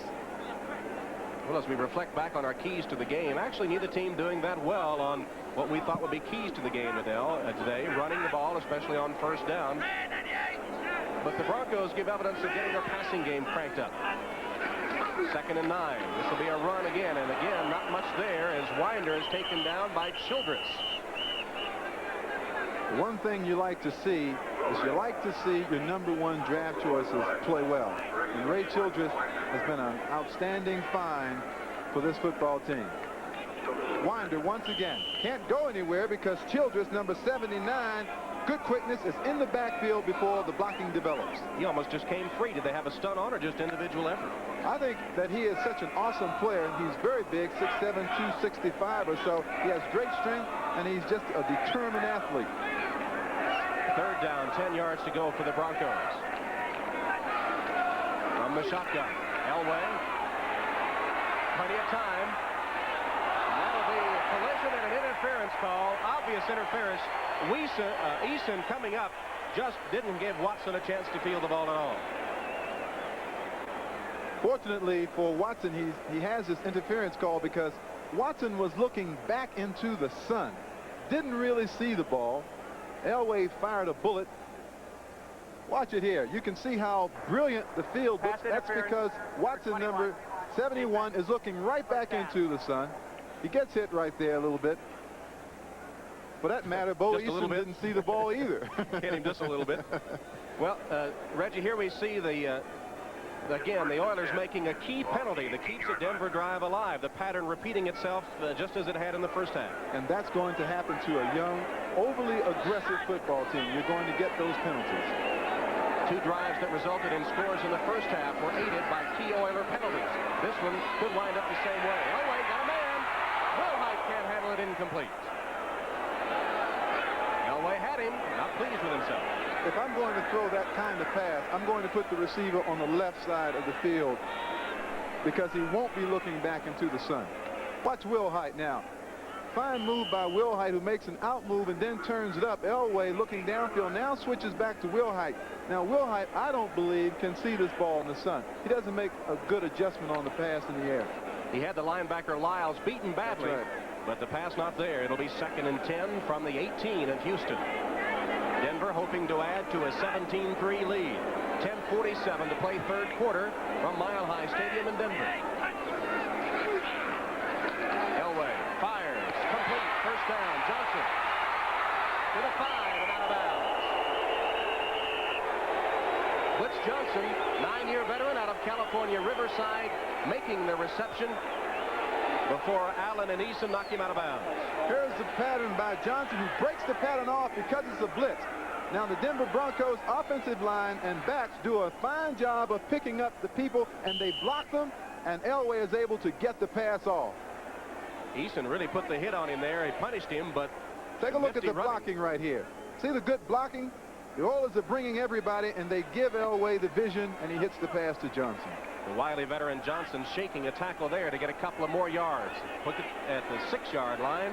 1st and goal for the Broncos from that point. Watson goes in motion. Elway fakes, goes to his left. Plenty of time. Touchdown. Kay, the tight end.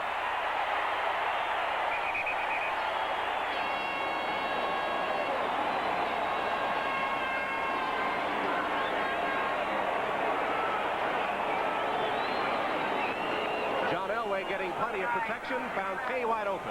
And it's holding on the Oilers. Of course, it will be refused. He has all day to look for a receiver. Clarence Kay standing all alone in the end zone. The Oilers appear to be especially vulnerable in the middle of their pass coverage today. Well, they're playing that zone down there, and they had a lot of people in coverage, but Elway simply had too much time to throw. Is this a change in philosophy? They played so much man-to-man defense earlier in the season.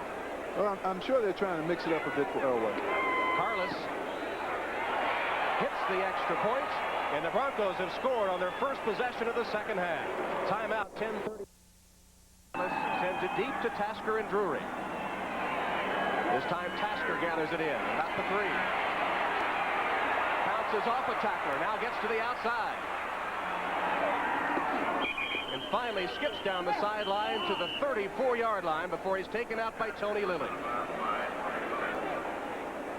Last scoring drive by the Broncos, first possession of the second half. 7 plays, covered 51 yards, 2.5 minutes. The clincher, a 6-yard pass, John Elway to Clarence Kay. And that time the Broncos looked very sharp.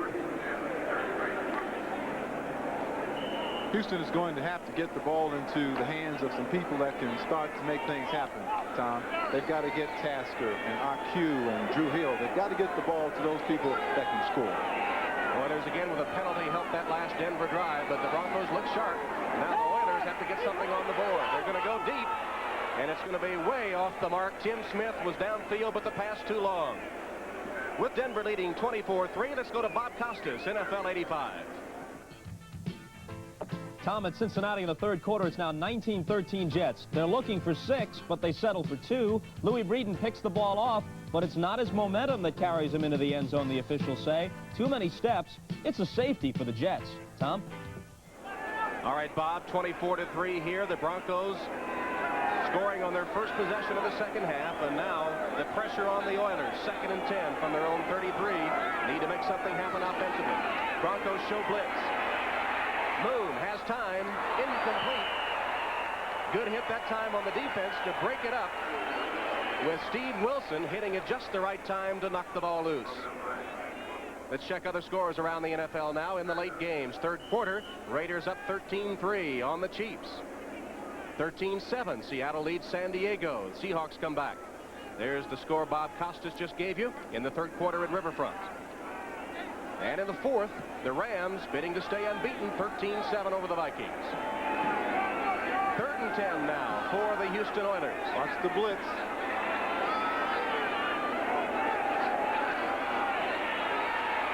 Moon, complete across the middle. Woolfolk shakes the tackler, gets a first down. They go all the way. To the 30. Away from another man, to the 5. My goodness. Touchdown.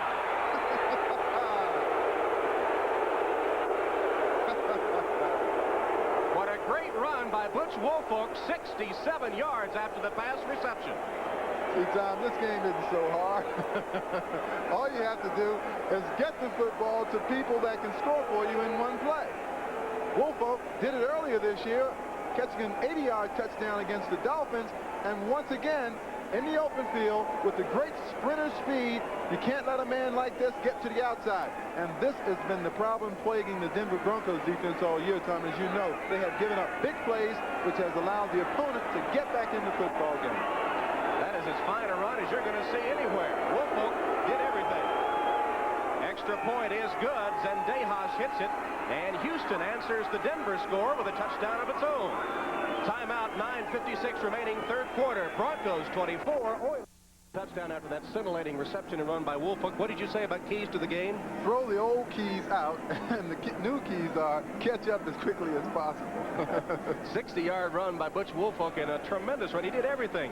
He broke to the outside. He used his speed. He put a move on one potential tackler. He broke a tackle. He used his blocker in one instance, and it was just a magnificent run. And we'll see if that gives Houston some momentum. They still trail, of course, in the game with 9:56 to play in the third quarter. Here's the kickoff by Houston. Taken deep in the end zone, and they won't come out with it.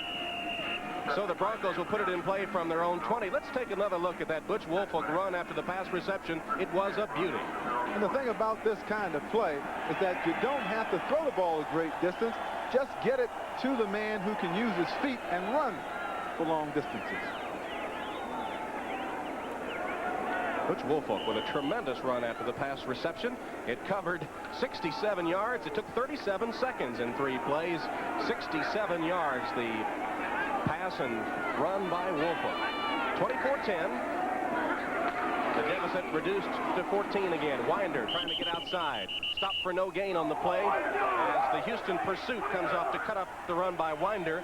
Lyles, Riley right there, and well, they've thrown a flag here, and I don't agree with the official for throwing that flag because there was no harm, there was no foul, and I believe that teams like the Oilers, who haven't had a tradition of winning over the years like Miami and Pittsburgh, they get the short end of the stick in so many instances. Personal foul, unnecessary roughness, number 93, defense, out of bounds, first down. It's just not a good call at this point in the football game. Robert Lyles called for the personal foul. And again, look at those yards penalized. That's been one of the keys today, those crucial penalties for the Oilers, not only in number of yards, 132, but the time they have come. They've kept Denver drives alive time and again. An all-star team couldn't overcome those penalties. From the 35-yard line, Broncos with the ball in their own territory, 1st and 10. Elway fakes on the play action. Plenty of time. Dumps it off, complete. Kay spinning and stops short of the first down by about a yard.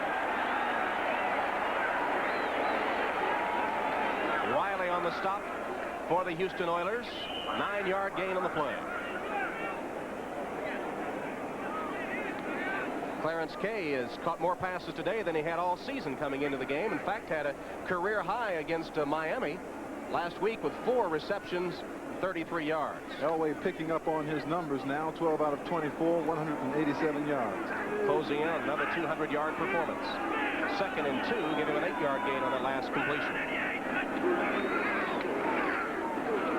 This will be Lang, and he'll get the first down across the 45-yard line. Lyles makes the stop from an outside linebacker spot for the Houston Oilers. Let's go back and take another look at that Bill Bryan, Mike Stensrud matchup in the center of your screen. 67, Stensrud actually gets rid of Bryan, but Bryan doesn't quit on the block, stays with the block, and they pick up a first down. It's been an interesting battle inside all day.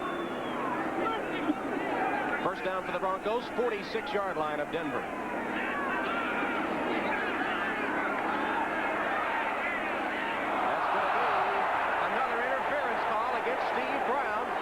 A split second too soon. Is that what?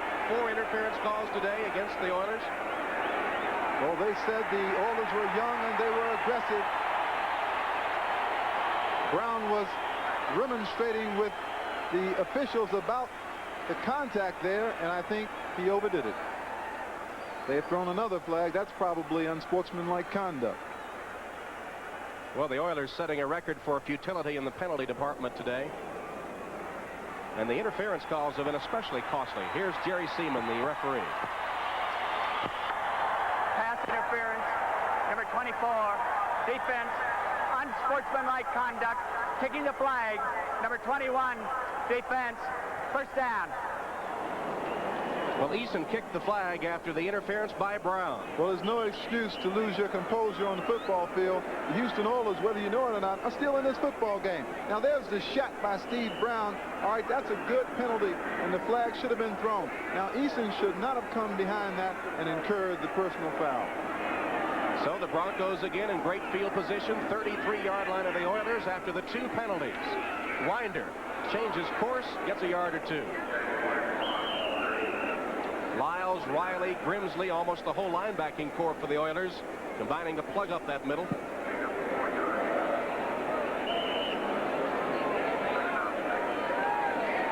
Here's how the scoring has gone. Remember, Houston has been outscored 54-0 in the first quarter this season. They were down 10-0 after 1 today. And the Broncos have been in command ever since. They lead 24-10. 7:45 remaining third quarter. 2nd and 6 for the Broncos. Play action. Elway for the end zone.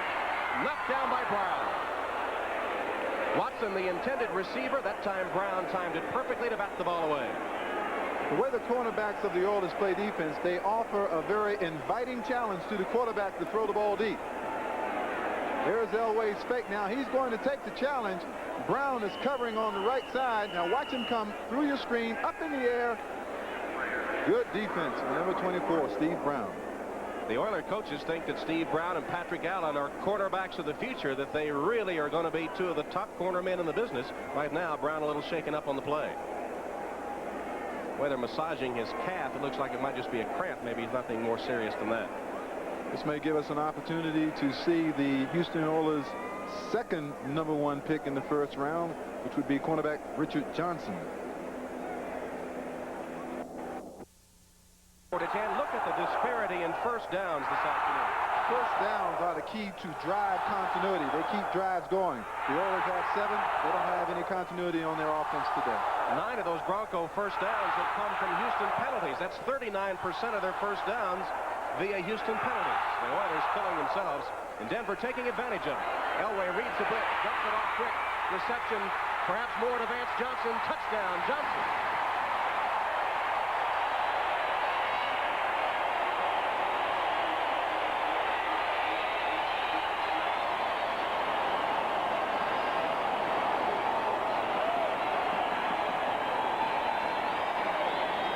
A 29-yard reception and run. Vance Johnson on receipt of the bomb from Elway. This, they feel, will be the next great pass-catch combination in Denver. John Elway to Vance Johnson, the speedster from Arizona. Look at him tiptoe down the sideline. Boy, he's going to get a nickname of Twinkle Toes if he keeps doing that. He broke a tackle, too. Patrick Allen was wrapped around, and he broke free of that tackle, which enabled him to go down the sideline for the touchdown. Denver scores again. Broncos heating up the offense now. Carlos tacks on the extra point, and the Broncos go in front 31-10. Timeout, 7:27 remaining third quarter.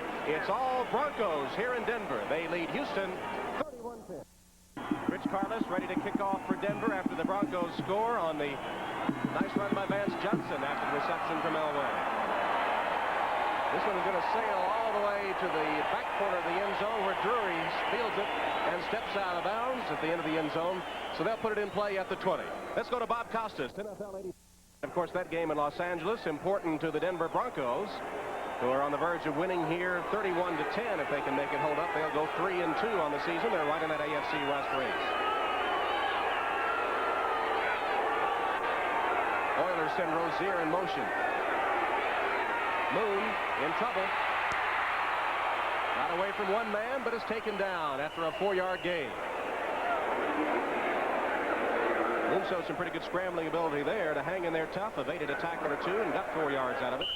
Warren Moon was under so much pressure last week, sacked 12 times, so much physical abuse that he canceled a root canal appointment that he had with his dentist this week, saying, hey, I've had enough pain in 1 week.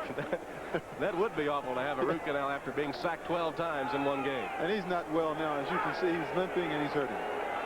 2nd and 6 for the Oilers, who trail 31-10. Almost intercepted. That was Jackson that got a hand on it and knocked it down. And listen to the hand from the 75,000 at Mile High. They love it.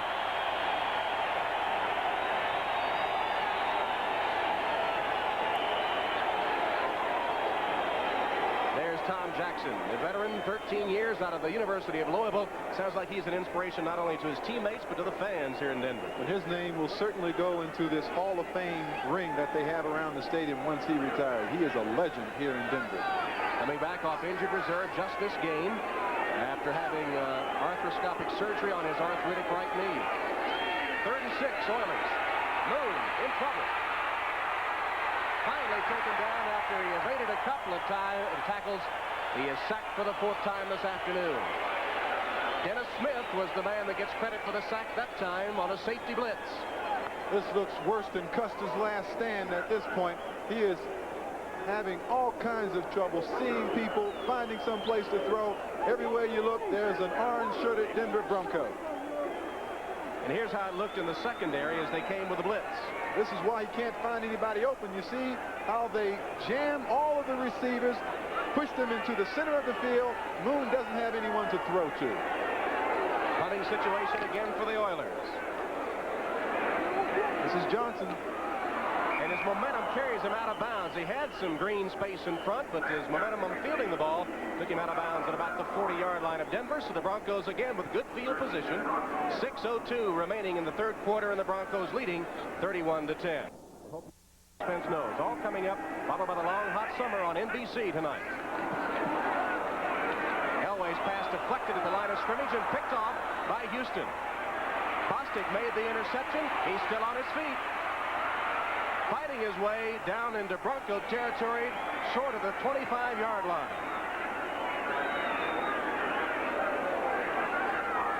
Stensrud apparently got a hand on it at the line of scrimmage, and it was Bostic that came up with it. Keith Bostic, ordinarily the strong safety, now playing the cornerback because of the problems that Steve Brown is having with injury, gets up. Now watch this run. You think he's given up? No, he really hasn't. This is quite a run, quite a determined effort to get this football into the end zone by Keith Bostic. And I don't agree with the way they handle him out of bounds here. Could have been a penalty against the Broncos, but no call. And a substitution for the Oilers coming into the game, making his first appearance is Mike Morosky, 6'4", 203 pounds, 7-year veteran out of California. Davis has come in to replace Moon at quarterback. He's attempted only 3 passes this season, has hit on 2 of them for a total of 9 yards. Morosky will put it up immediately and completes his first attempt to Williams, the tight end, who carries it all the way down to the Bronco 10. Sometimes in a football game in which things get totally out of control, one team has a tendency to relax. Now, if the Oilers score here, you've got a 31-17 ball game, a quarter and a half almost to play, and they're only 2 touchdowns down. Quarterback comparison is Moon, number 1 on the sideline for Houston. He was 8 of 17, 122 yards, sacked 4 times. And you saw that Elway, after a slow start, has really been heating up. Right now, Morosky at the controls for the Oilers. Give to Moriarty. Doesn't get a thing. Stopped at the line of scrimmage. And I agree with this move by Hugh Campbell. They do it in baseball. Why not do it in football? If your number 1 guy is having problems, he can't get it done, you've got another quarterback over there. Maybe the change in chemistry might help your offensive fortunes. Play being wig-wagged into the game. Of course, Hugh Campbell's team has nothing to lose, down 31-10, and Moon a little banged up. Why not bring the relief pitcher in and let him try his hand? 2nd and 10 from the 10-yard line. It appears that the Oilers could get a first down without scoring. Morosky almost intercepted. Jim Ryan had it right in his hands and couldn't hold it. Well, if you're a relief pitcher, you sure can't throw hanging curveballs when you come into the ball game. And that's exactly what Morosky throws here. He is very, very fortunate here. Throws the ball to the outside. Nearly picked off by Jim Ryan. He had 2 chances at it and couldn't hold on to it. As a former receiver, what do you have to say about the hands of defensive players? I don't like them. Like rocks sometimes, yeah. Right? Yeah. 3rd down, 10 yards to go for the Oilers. 4.5 minutes, third quarter. Broncos lead by 21. Morosky. Complete, but well short of the goal line to Chris Gressel. Gressel, the tight end, makes the reception, but only down to about the 9-yard line, short gain. And I think that Campbell has to go for 7 points here. And Mecklenburg came into this game being the top sacker in the AFC. And I'll tell you what, Harvey Salem is doing a job on him. Reggie, what about this? Zendejas has come into the game, and down 31-10, Houston's going to go for a field goal. Oh, I don't agree with the call at all. I really don't. 31-13, you have to score 3 times to win. It'll be just a chip shot. It'll be a 26-yarder for Zendejas. And it's good. So Houston does get 3, but they're still way behind on the scoreboard. Timeout, 3:38 remaining in the third quarter. Houston pulls 3 points closer, but the Broncos still up 31-13. I kind of question that call, Tom, because, as I said, Look now, AFC West has expected a dogfight. The late game's not yet over, but Denver looks to be right in the thick of things. It appears Denver will be in a tie, of course, with Kansas City and Seattle. In the Central Division of the American Football Conference, Cleveland Browns are a surprise leader. And Houston, of course, in that division, currently occupying the cellar. The 1-3 record coming into today. And behind here, Elway is going for 6. Sampson can't get it. Richard Johnson, the rookie, running right with Sampson, but the pass off the mark. In fact, Sampson turned one way, turned back the other way, and never could get a bead on it. It appeared that Sampson did break the pattern. Look at the total yards. That's where the big difference is, because the Broncos have capitalized as a result of being in terrific field position most of the day. Of course, in this instance, time of possession is almost misleading. And we don't want to be redundant, but the key penalties against the Oilers have been very costly today. Denver Broncos showing us much more offensive firepower here in the second half after sputtering a little bit to open the game. 3rd and 1 on this situation. Whoa. And Winder is met and cracked right at the line of scrimmage. Anytime you have a short yardage situation like that and you send your running back right smack dab in the heat of the battle, watch the middle guard. He really neutralizes the charge of the offensive line. And a great play there by Leidy.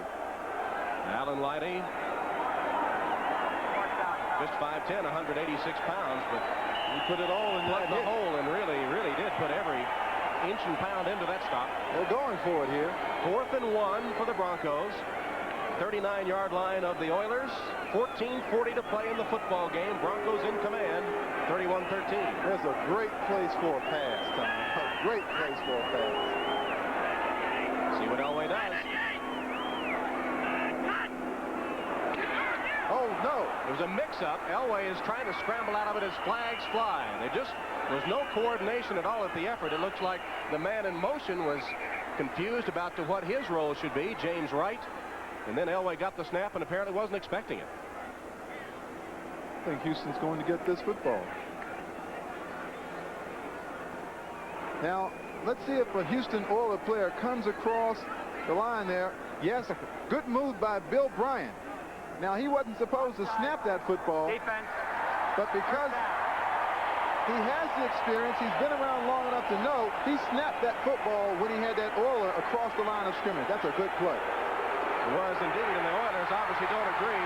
Avon Riley is very hot over the call.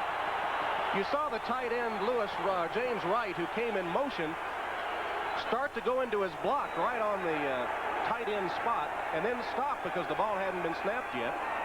And then the center, Bryan, saw the man in the neutral zone and snapped it. And I'll tell you what, there are several Oilers upset over that call. That's Leidy. I wonder if some folks haven't been ejected from the contest. Apparently so, and we're going to step off yardage against the Oilers, and a lot of it. It's been one of those days for Hugh Campbell and the Oilers. Because of the emotionalism involved in this sport in particular, those fellas out there with the striped shirts won't tolerate any unsportsmanlike conduct. Now check the penalties. 173 yards. That'd be good for the running game of the Oilers. Oh, wow. That's incredible. Now, with the defense obviously incensed here, does Elway go for a quick 6 in this situation? No, put the ball on the ground. Flags again as Lang spins his way down to the 10-yard line. Let's see if we can sort out these penalties. This apparently will be against the Broncos.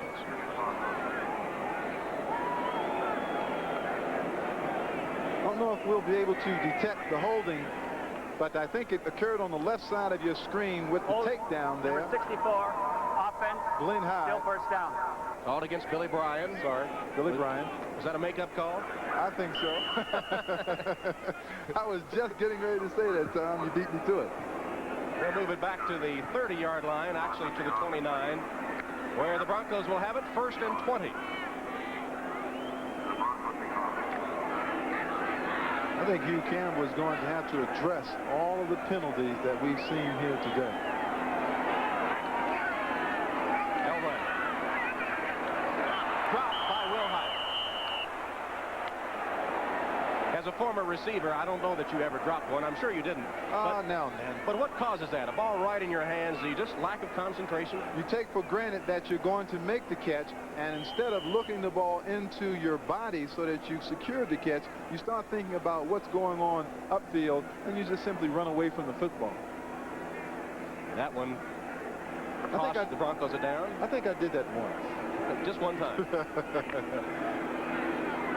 2nd and 20 for Elway and company. 31-13 the score. 13 and a half minutes left. There are the stats on Elway for today. And again, over 200 yards. Pocket moves as Elway rolls. Intercepted. The other lateral. Riley looks for someone to throw it to. Now they punished a man.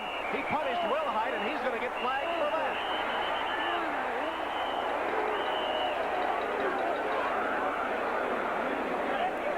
Bad blood currently between these two teams. You wouldn't think that they practiced together up at Greeley, Colorado the last 2 or 3 years. They know each other pretty well, but a lot of bad blood today. And the Oilers are allowing themselves to become discombobulated. They're losing their poise. Personal foul, unnecessary roughness, number 53, intercepting team. Now, Reggie, let me ask you something. How can you be too rough if you're about to be tackled and you dip your shoulder and hit the man? How can that be too rough? I never knew it was illegal, Tom, to throw a shot to protect yourself once you have the football. You are allowed to use one arm to defend yourself when you are the ball carrier, and only at that time. Now, watch 53. Avon Riley coming right here on Wilhite. Oh, no. How can you call a penalty on that play? I don't know if I've ever seen a ball carrier be penalized for unnecessary roughness. In any event, it will be 1st and 10 from the 17 for the Houston Oilers.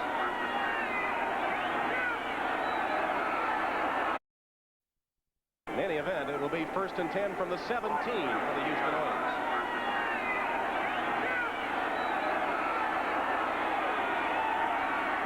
At quarterback again for Houston. Here's the reverse. Tasker takes it up shy of the 30-yard line, and an Oiler first down. And Hugh Campbell said, hey, I've got some little fellas, Tasker, IQ, and Drewy, who are exciting, dazzling runners. And that's what he's trying to do right now. He's trying to put a player like Tasker, who has that great speed, in the open field so that he might break one. Hugh Campbell. I was going to say Hugh Campbell has had a sort of a nightmare game. Everything's happened to him. Well, I think the ruling on the unnecessary roughness was, Reggie, that a forearm is one thing, but a shot to the chops is another. And that was the way the ruling went, the unnecessary roughness against the man that had the football. This game's getting too soft for me. Morosky scrambles away from trouble and completes it to Moriarty, who takes it to about the 37-yard line. Short of the first down. Well, I'll tell you what. On the play in which Avon Riley intercepted that ball and then used his forearm, how many times have we seen Walter Payton use that same maneuver over the course of his career? Moriarty got 8 yards on that reception. It'll be 2nd and 2 from the 38-yard line.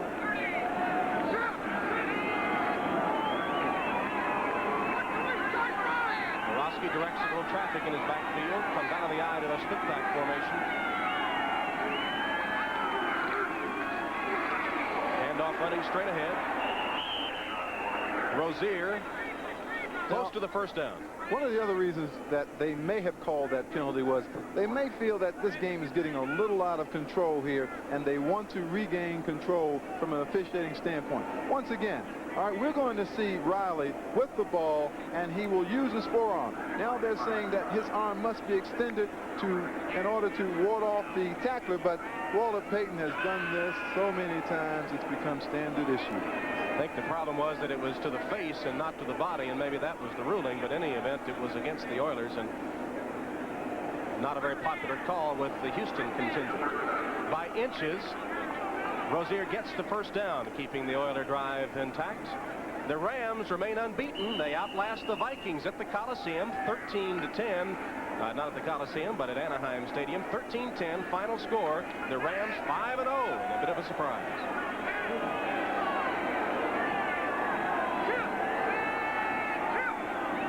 First down Oilers. Morosky retreats.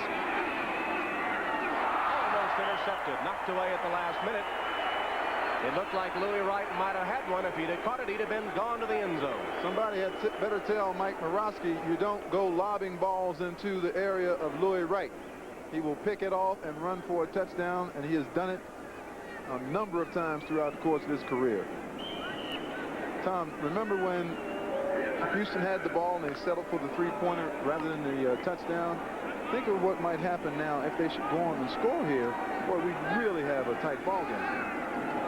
31-13 the count, 11:53 on the clock, fourth quarter. The Broncos have never trailed. They show blitz, they back out of it. Roscoe's got a man wide open. It's Woolfolk. Remember, he had a great run earlier for a touchdown. This time he has a nifty little run as well to get a first down for the Oilers. There is absolutely no quit in Butch Woolfolk. He is really showing something out here today. He takes this ball underneath the coverage. The linebackers for Denver have dropped back deep. Now watch Woolfolk, number 40, take the ball and just physically force his way to the first down. He isn't running from anything. Puts his head down there and just dives for a first down. Woolfolk's play has been outstanding for Houston today.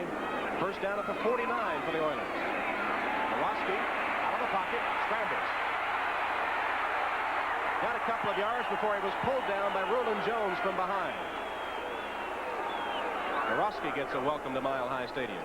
Tore his shoulder pad loose. I think Morosky is giving them a measure of excitement, and he's really motivated this ball club since he's been in the football game. He's very mobile. He doesn't have the kind of arm, of course, that Warren Moon has, but he is giving them something now that they didn't have, and that's an opportunity to feel as if they can win the football game. Steve Tasker into the game for Houston, the 5'9", 185-pound rookie from Northwestern.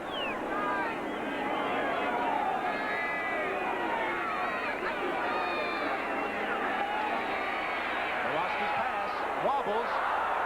Almost intercepted. It'll go incomplete. Dennis Smith, who is in the Denver secondary now, though playing injured, had a chance at it. Couldn't quite get there. Yeah, that was an end-over-end pass. Like one of mine. Warren Moon cooling his heels on the sideline. Got a little banged up today and didn't have much success. So Hugh Campbell has gone with Mike Morosky here in the latter stages of the game. With the Oilers trailing 31-13, 4 of 7 for Morosky, but only 38 yards. Now, the Broncos had been blitzing in this situation when Warren Moon was in the ball game. Let's see what happens this time.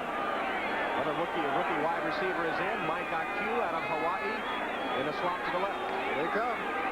Blitz. Morosky wobbles it complete to Tasker. Fights his way for yardage and a first down to the Bronco 35. Now, I want to tell you something.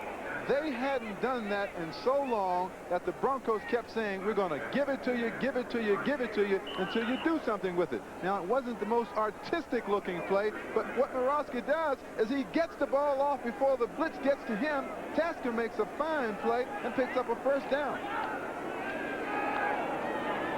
Spot the ball at the 34 of the Broncos. First and 10 for Houston. Inside the 10-minute mark, fourth quarter. Broncos lead 31-13. Give Moriarty. Fights his way for yardage, carrying orange shirts with him. The Orange Crush defense hanging on for dear life that time as Moriarty plowed down for a gain of about 5 or 6 yards on the play.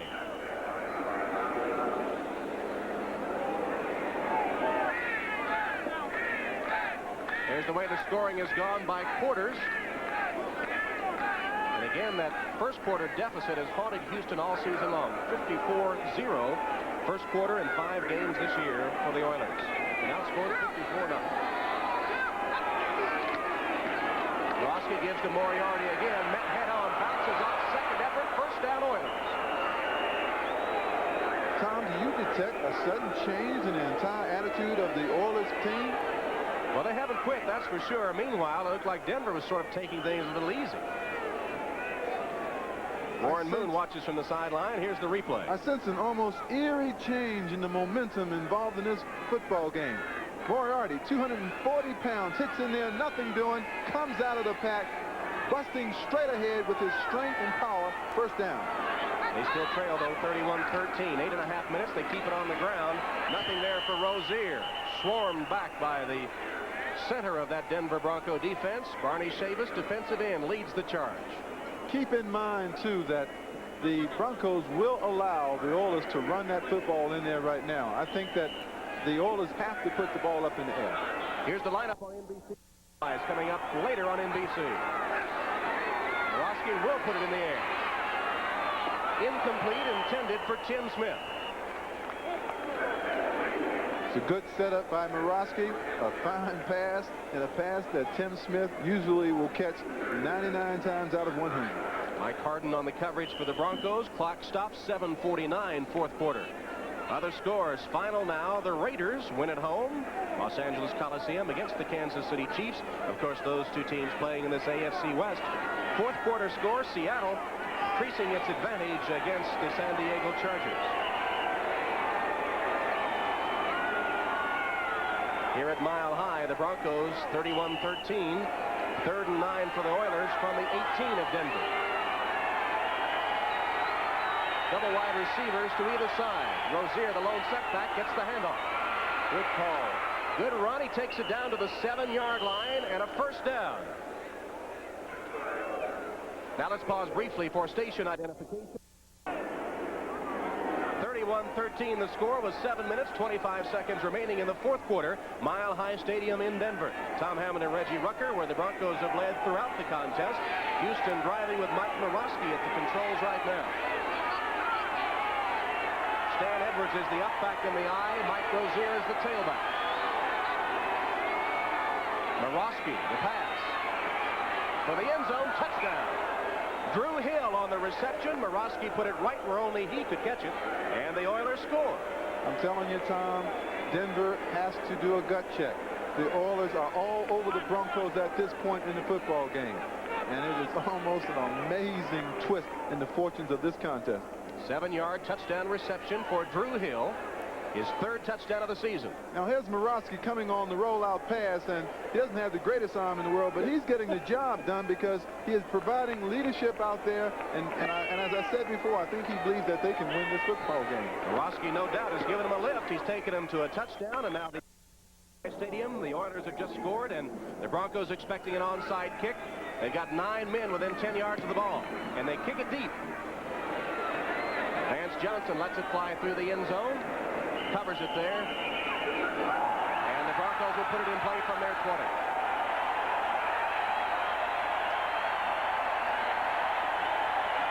And 75,000 Denver Bronco fans begin to whoop it up to try to get their Broncos to rally a little bit. Still lead 31-20, but appeared to relax a little bit on that last Houston drive. And Mike Morosky has come in and put life into the Houston offense all of a sudden. And the Broncos seem just a bit lethargic. And I'm sure that the play of the Houston Oilers has been a cause of that.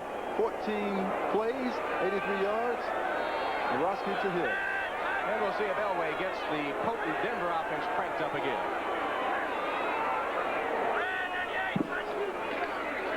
Keep it on the ground. About a 5-yard gain for Sammy Winder. Mike Stensrud, the nose tackle, makes the stop. Tom, sometimes the hardest thing to do in a football game is after you've been able to dominate offensively, and then you have that lull, then you sort of become very, very complacent. To go back and then try to get it again can be the most difficult thing in the game to do. Winder got 4 yards on first down, 2nd and 6 for the Broncos. Clock continues to tick inside 6.5 minutes. Broncos have an 11-point lead.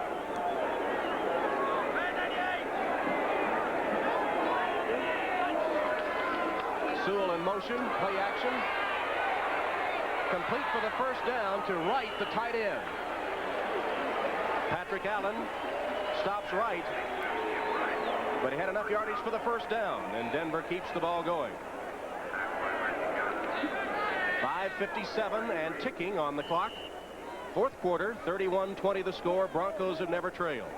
That's a good play a good safe play to use for the Broncos, because Elway knows that Houston's up on the line of scrimmage trying to get to that ball carrier, and then he's rolling out throwing that little short pass. That's a good safe play. Every first down the Broncos make now is another nail in the Houston coffin. They have to score twice, and now just 5.5 minutes left. Winder falls down and is covered there. Gain of about 2 on the play. John Grimsley, 6'2", 232 pounds, 2-year veteran from Kentucky. He and his wife, Virginia, had a son, I think Tuesday of last week, John Jr. You know, Clarence Kay has just come out of the ball game. The Broncos only have 2 tight ends in this football game. This certainly might disturb the pattern that Reeves wants to utilize in the dying moments of this game. Officials timeout on the play. That's right, 2 tight ends only for the Broncos. They waived Don Summers to make room for Tom Jackson. Timeout. We'll be back to Denver. John Grimsley a little shaken up on the last play, left the field. Already Robert Abraham and Johnny Meads, a couple of starters, left the game with injuries. Lang looks for running room and doesn't find it. Pounced on by several white-shirted Houston defenders with Avon Riley and Briel leading the way. There's Briel, rookie out of Stanford. The Broncos are trying to run the ball to the outside because of the cornerbacks of Houston play man-to-man, and they run off with the receiver, giving plenty of room to run on the outside. That time, Steve Brown recovered, got up quickly, and forced that play back inside. Dean Miraldi limping to the Denver sideline. They've stuttered in to replace him. 3rd down, 8 yards to go for the Broncos at their own 35. They lead 31-20, 4 minutes to play.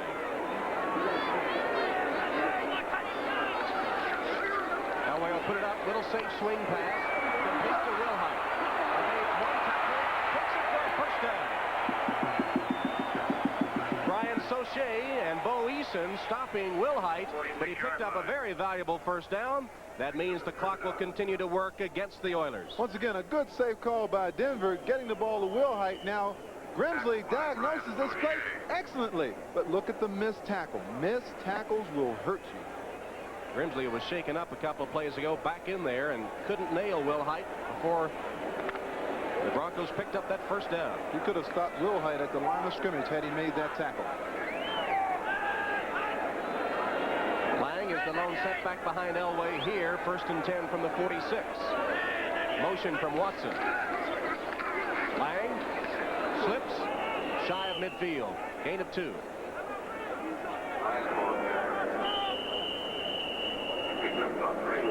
And a timeout taken by the Houston Oilers. They stopped the clock with 3 minutes 38 seconds remaining. That's their first timeout of the second half. They'll have 2 remaining. Stop the clock here with 3:38, and the scoreboard showing the Broncos on top, 31-20.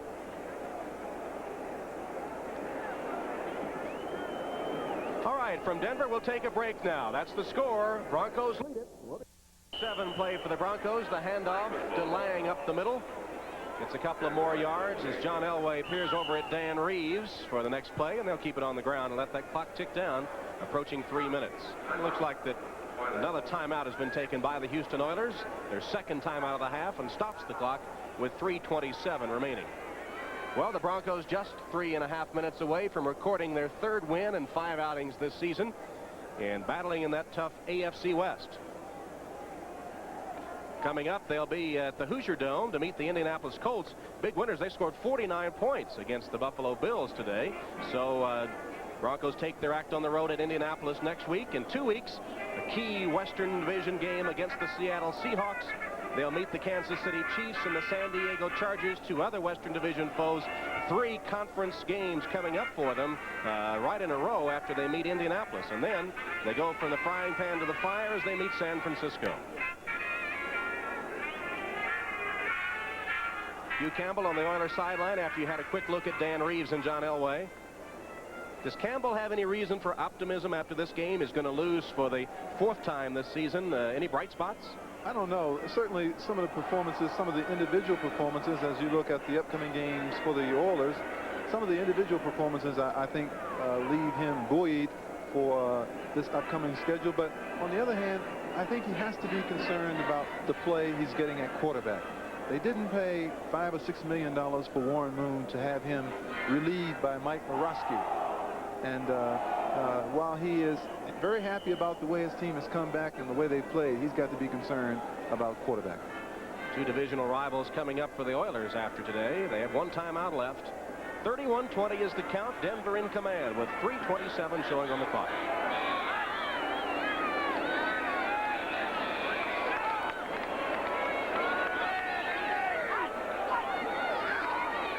Elway got his man. Watson buried at about the 40-yard line. First down for the Broncos. What about Elway's performance today? He has passed 200 yards through the air for the 5th time this season, 5 for 5 in that department. We thought he started a little slowly, but he's looked good here in the latter stages of the game. You said it right. He started slowly. The good thing for Elway is that he picked up, he matured with the game. But 200 yards passing a game isn't the standard by which a quarterback with the potential of Elway is measured, Tom. He has to start, I think, lightening it up more in the passing game. See the scores of the other games as San Diego's come back on Seattle a little bit. The other scores all finals. Winder winds it down to about the 35-yard line. And it's just academic from here. 2:30 now on the clock. Oilers with 1 timeout left. And they're going to take it right now. Now we're going to have an official timeout for an injury. One of the Broncos a little shaken up. Is that Clarence Kay? Looks like it is indeed Kay.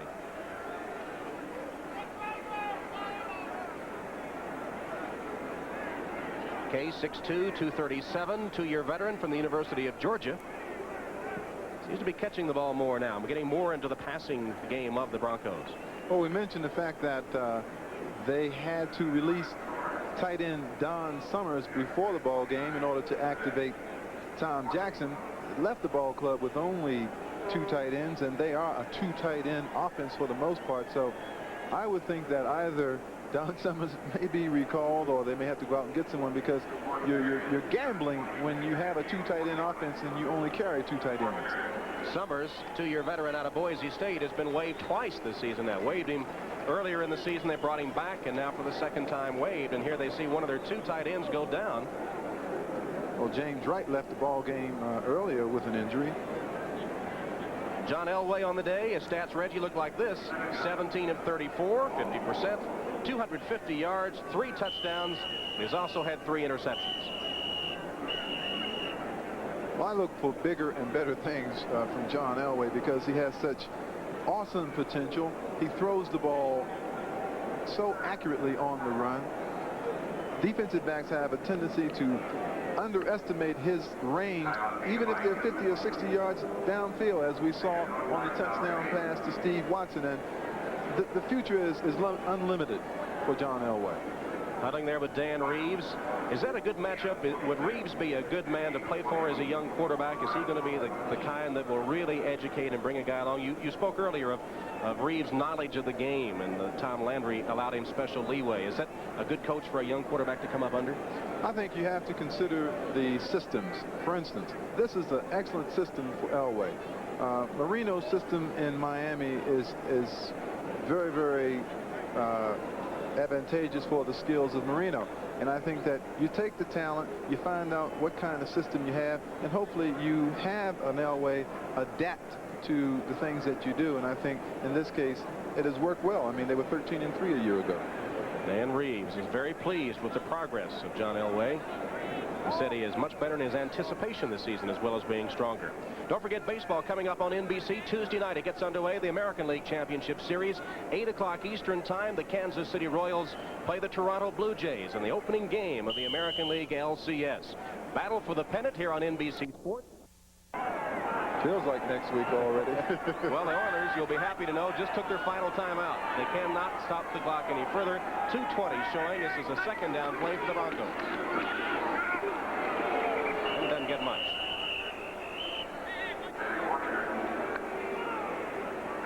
Clock runs down to the 2-minute warning.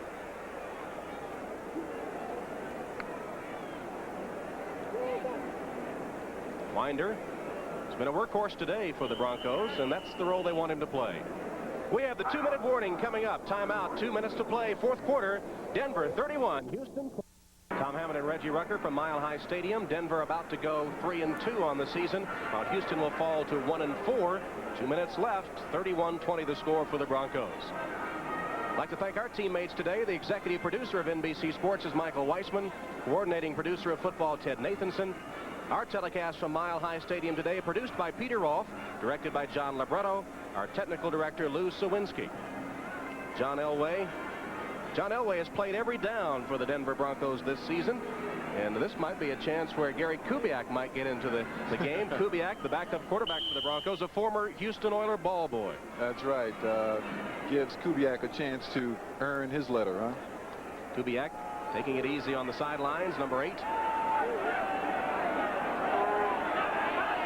Elway has certainly spread the ball around today, Reggie. 3 passes caught by Watson, 2 by Sampson, 4 by Wilhite. Vance Johnson one. Here's Elway completing another one to Sewell, who gets into the act.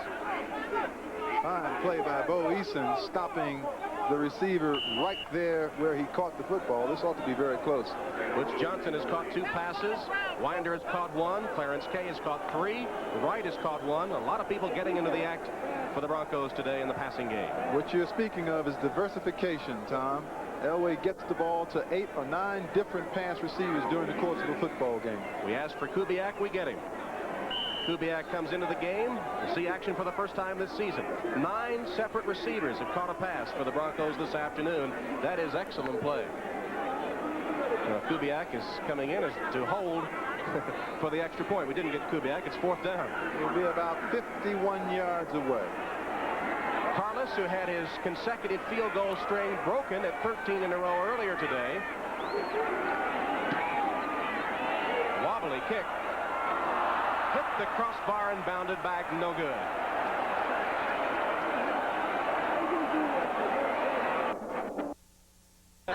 That's the score with a minute left to get in the game from Mile High Stadium. Denver Broncos broke on top in the first quarter 10-0 and have never trailed. Orosky to Woolfolk again. They're going to do it till the Broncos stop it.